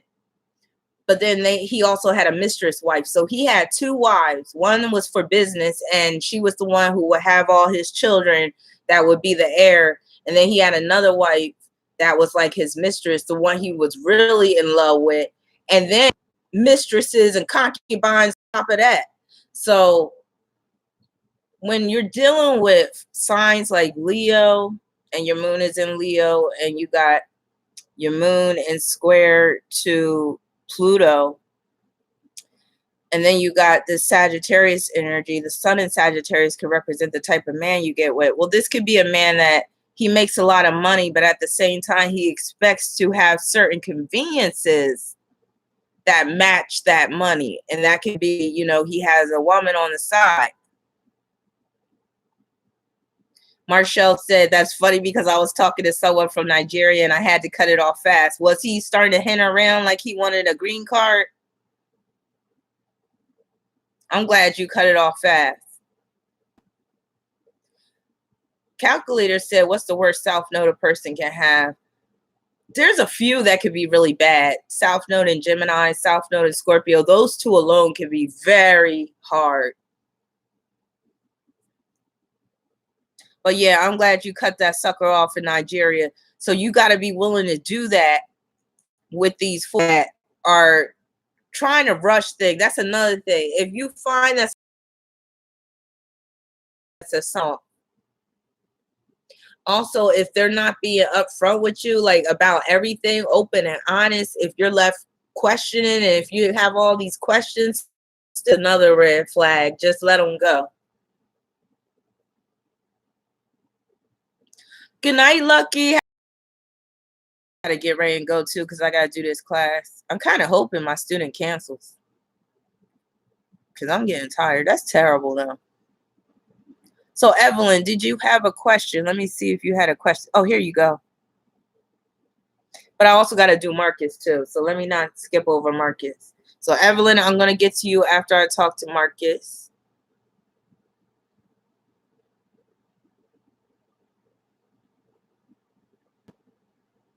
Let me see what else is on my list that I was going to talk about too before I lost my list. Oh, well, sorry. Marcus.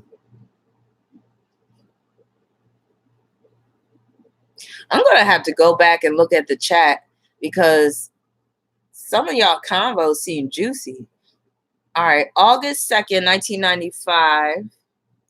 All of these youngins up in here. It makes me feel good, though, that I have all of these young people following my channel. August 2nd, 1995, Raleigh, North Carolina.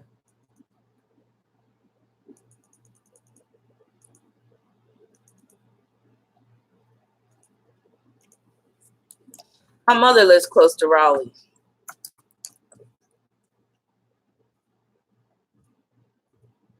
Female.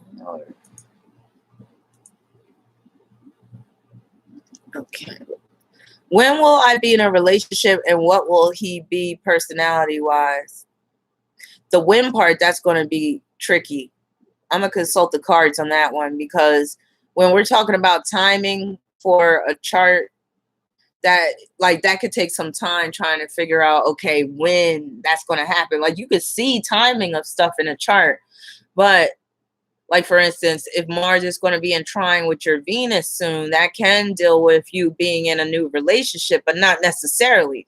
That could deal with you getting a new job because that could deal with a new source of income. So I can't just pull out some transits and be like, oh, well, you're going to be in a relationship at this age. So what I'm going to do is I'm going to pull some cards and see. So Raleigh, North Carolina, 9:56 p.m.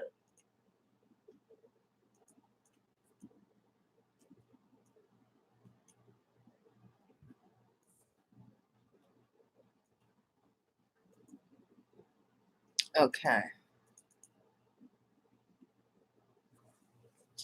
So you have Mars in Libra, which means that you really do want to be in a relationship. You have Mars sextile Sun, Mercury, and also Venus, which means that it should be very easy for you to attract men. Very easy. Let me see. What will he be personality-wise? That is rather forceful. That basically wants to be the boss over you, but he could be very loving at the same time, very generous, very thoughtful. It's that Mars and forceful in terms of like he wants to be in a relationship, but he wants things to go totally his way. Like he has a hard time putting the shoe on the other foot. He has a hard time taking your feelings into consideration. You have your North Node in Scorpio, which can point to situations where you are going to be cheated on at some point, but it can also bring situations where you are in a codependent relationship, especially because your moon is conjoined to the Scorpio North Node. But let me see what the cards say about you being in a relationship. So I'm going to look at between now and next year, the same time. So between now and September of 2019 to see if you're going to be in a relationship. And then I'll see what his personality is going to be like.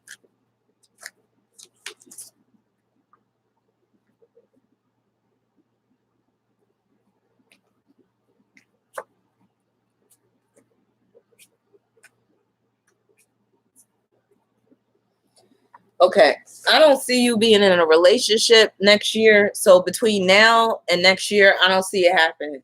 And mainly because I don't see you really making yourself available. And I also see you being very, like, basically you really don't know what you want in terms of a man just yet, but you're very young still, so it's no rush. But let me look and see how 2020 is looking.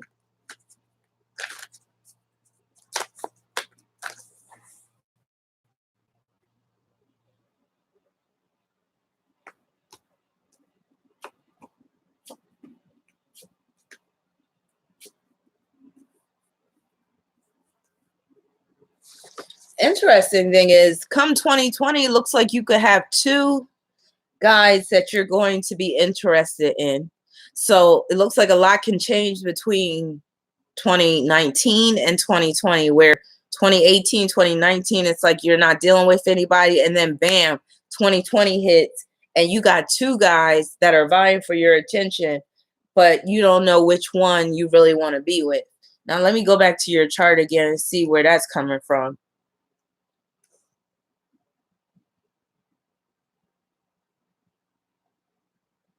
Gemini. Well, that very much could deal with your Mercury being conjoined to your Sun, and it's in a wide conjunction with Venus as well, because that Mercury often can produce two lovers when it's conjoined to the Sun, especially when in Leo. Let me see what else. Your moon is conjoined to the North Node. Your moon is in Libra, which can deal with, there's going to be a situation where you're in a relationship and you can't make up your mind about which one you really want to be with. Interesting.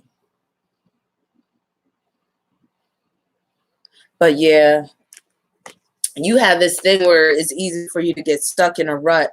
So that can explain why you really haven't opened yourself up to dating anybody, because subconsciously you know that if you get into a relationship, you could be stuck in one indefinitely until someone else comes along and pulls you out. But I would definitely take my time, but it does look like you could be dealing with someone in 2020. Now, in terms of the personality, I'm going to look at the one guy in particular that's the one that's going to be the keeper. Let's see.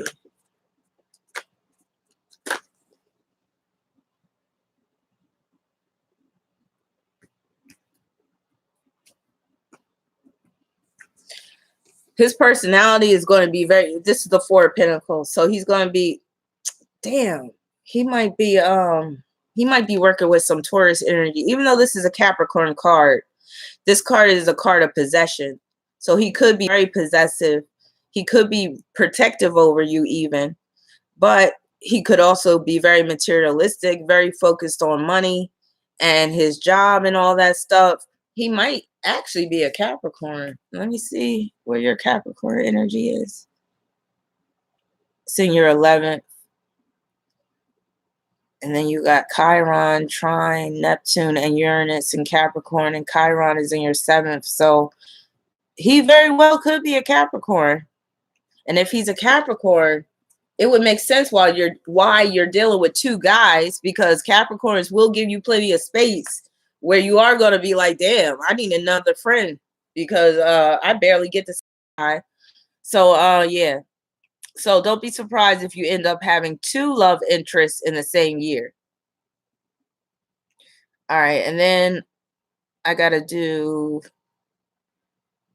someone else, Evelyn, and I think that's it. And I think I have to get ready and go soon. So Evelyn,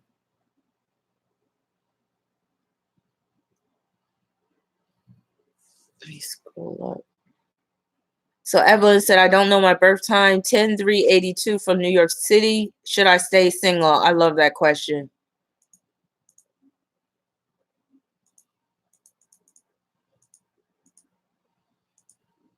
So you said, oh, damn. Okay, 10/3/82 New York City.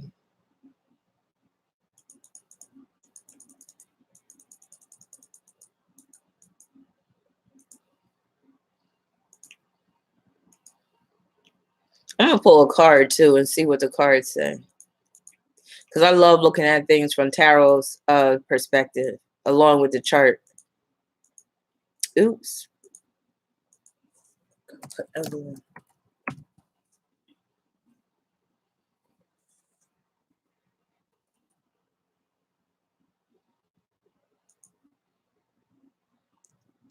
Well, you got North Node in Cancer, which is good for, having close relationship with people, but your North Node's in the eighth. I mean, it's at the 8th degree, which is very much about that single life. Let's see. Now you have all that Libra energy, but you're asking, should you be single? So your sun is in square to your Capricorn South Node and your Cancer North Node, which is why you're asking, should you be single? So you're just used to being single from past lives. So being in a relationship in this lifetime may come with significant challenges because you're not really used to having to, worry about other people's needs and have that give and take. You were more so about being an authority and not having your authority questioned.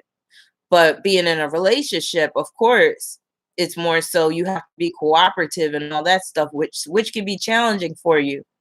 So to answer your question again, and then you got that moon in Aries opposed to Saturn. Oh my God. That right there can point to being single for a long time. But let me see what the cards say.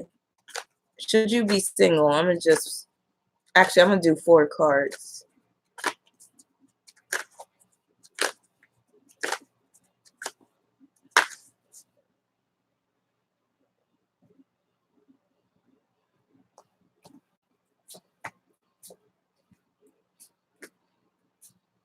Oh, wow. This is very clear.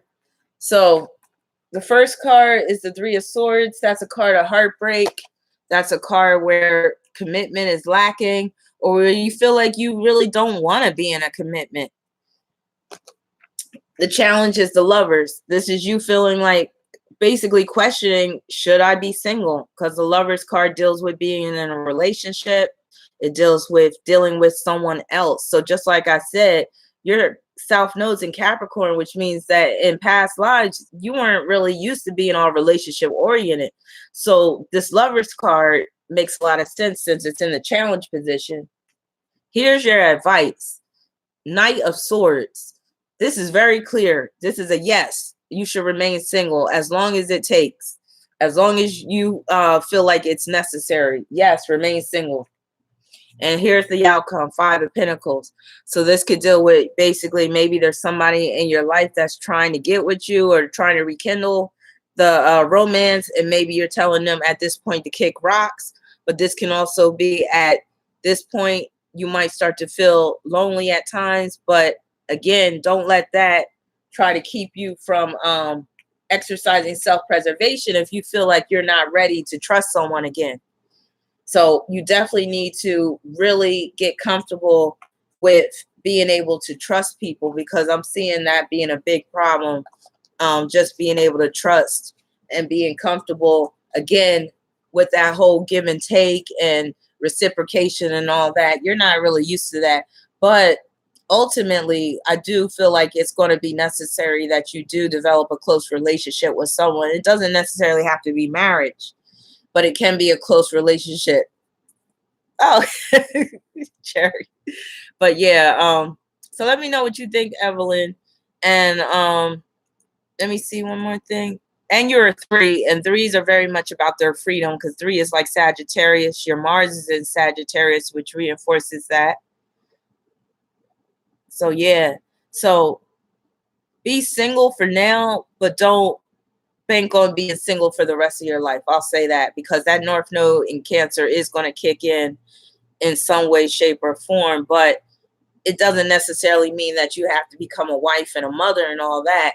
But there will be some close relationships that you're going to enter into, but they may not last a lifetime, because your sun is in square to the North Node and the South Node.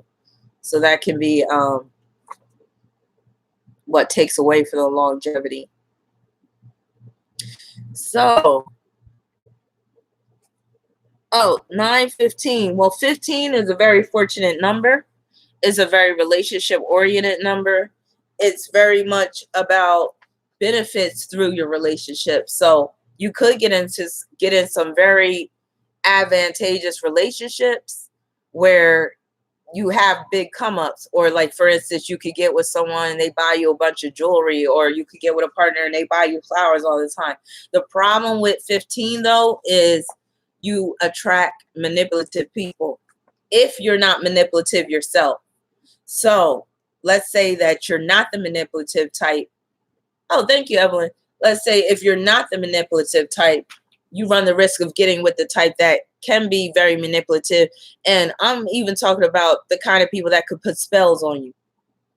So for instance, let's say that you're in a love triangle. Hey, where did chat go? Okay. Let's say you're in a love triangle. And I'm sorry, I'm not going to be able to get to all these questions. But next time I'm live, my nose is itching. Next time I'm live, just come back and throw out these questions again. I'm gonna try to go live at least once a week from now on. But you can even get dick wit being a 15, so you gotta be careful, because there's magic that's interwoven in that 15 birth number. So you could be working magic on someone. So you are in a love triangle. Oh yeah, so thank you for mentioning that, because I didn't finish my thought. You could be in a love triangle, right? But let's say it's one of those love triangles where it's the other woman. So it's you, your man, and some other woman. So the other woman might put a spell on you because she wants you out of the picture. That's the danger of that 15. So you got to be very careful who you're dealing with.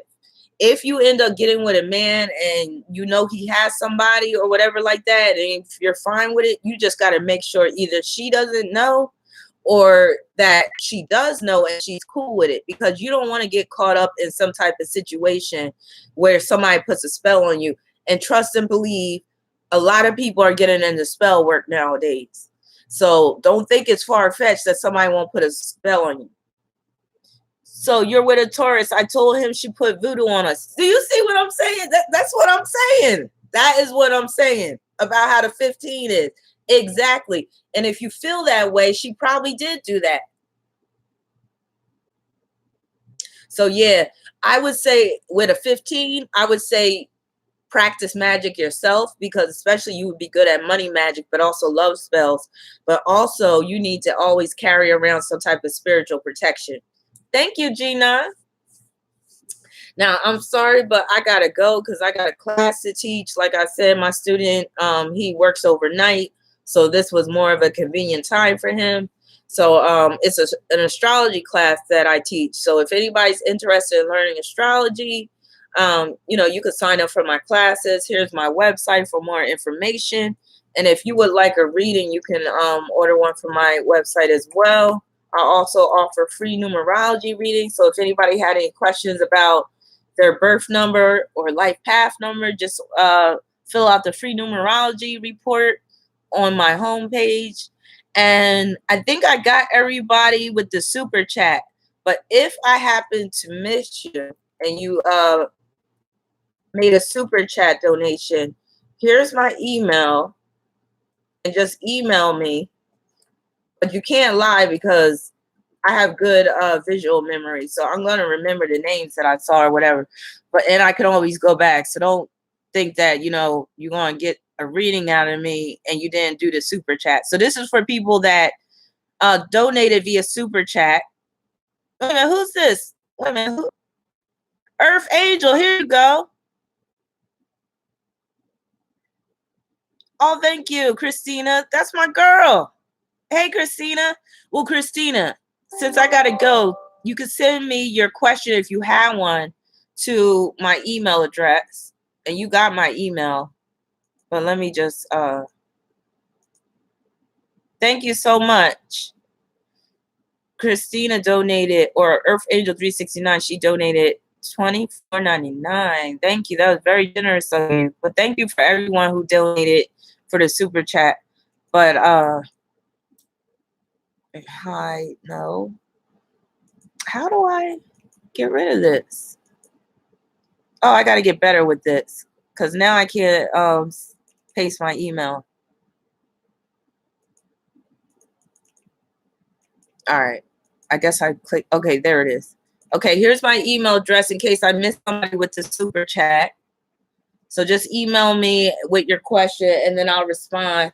And let me check my phone and see if my student has logged in because I don't want to keep him waiting. But again, thank you so much, everybody, for joining me with this live show. And I plan on doing more of these more often. So, no, he didn't sign in yet. So, we'll see. Maybe he forgot. But that'll be fine with me because I'm kind of tired at this point. But yeah, so it was good seeing you all. Thank you so much for coming out and joining me. And like I said, I should be back next week with the live chat. If not next week, the week after. So any questions that I didn't get to, just post them next time I'm on, okay? Bye, everybody. Take care. Love you all. Have a great weekend.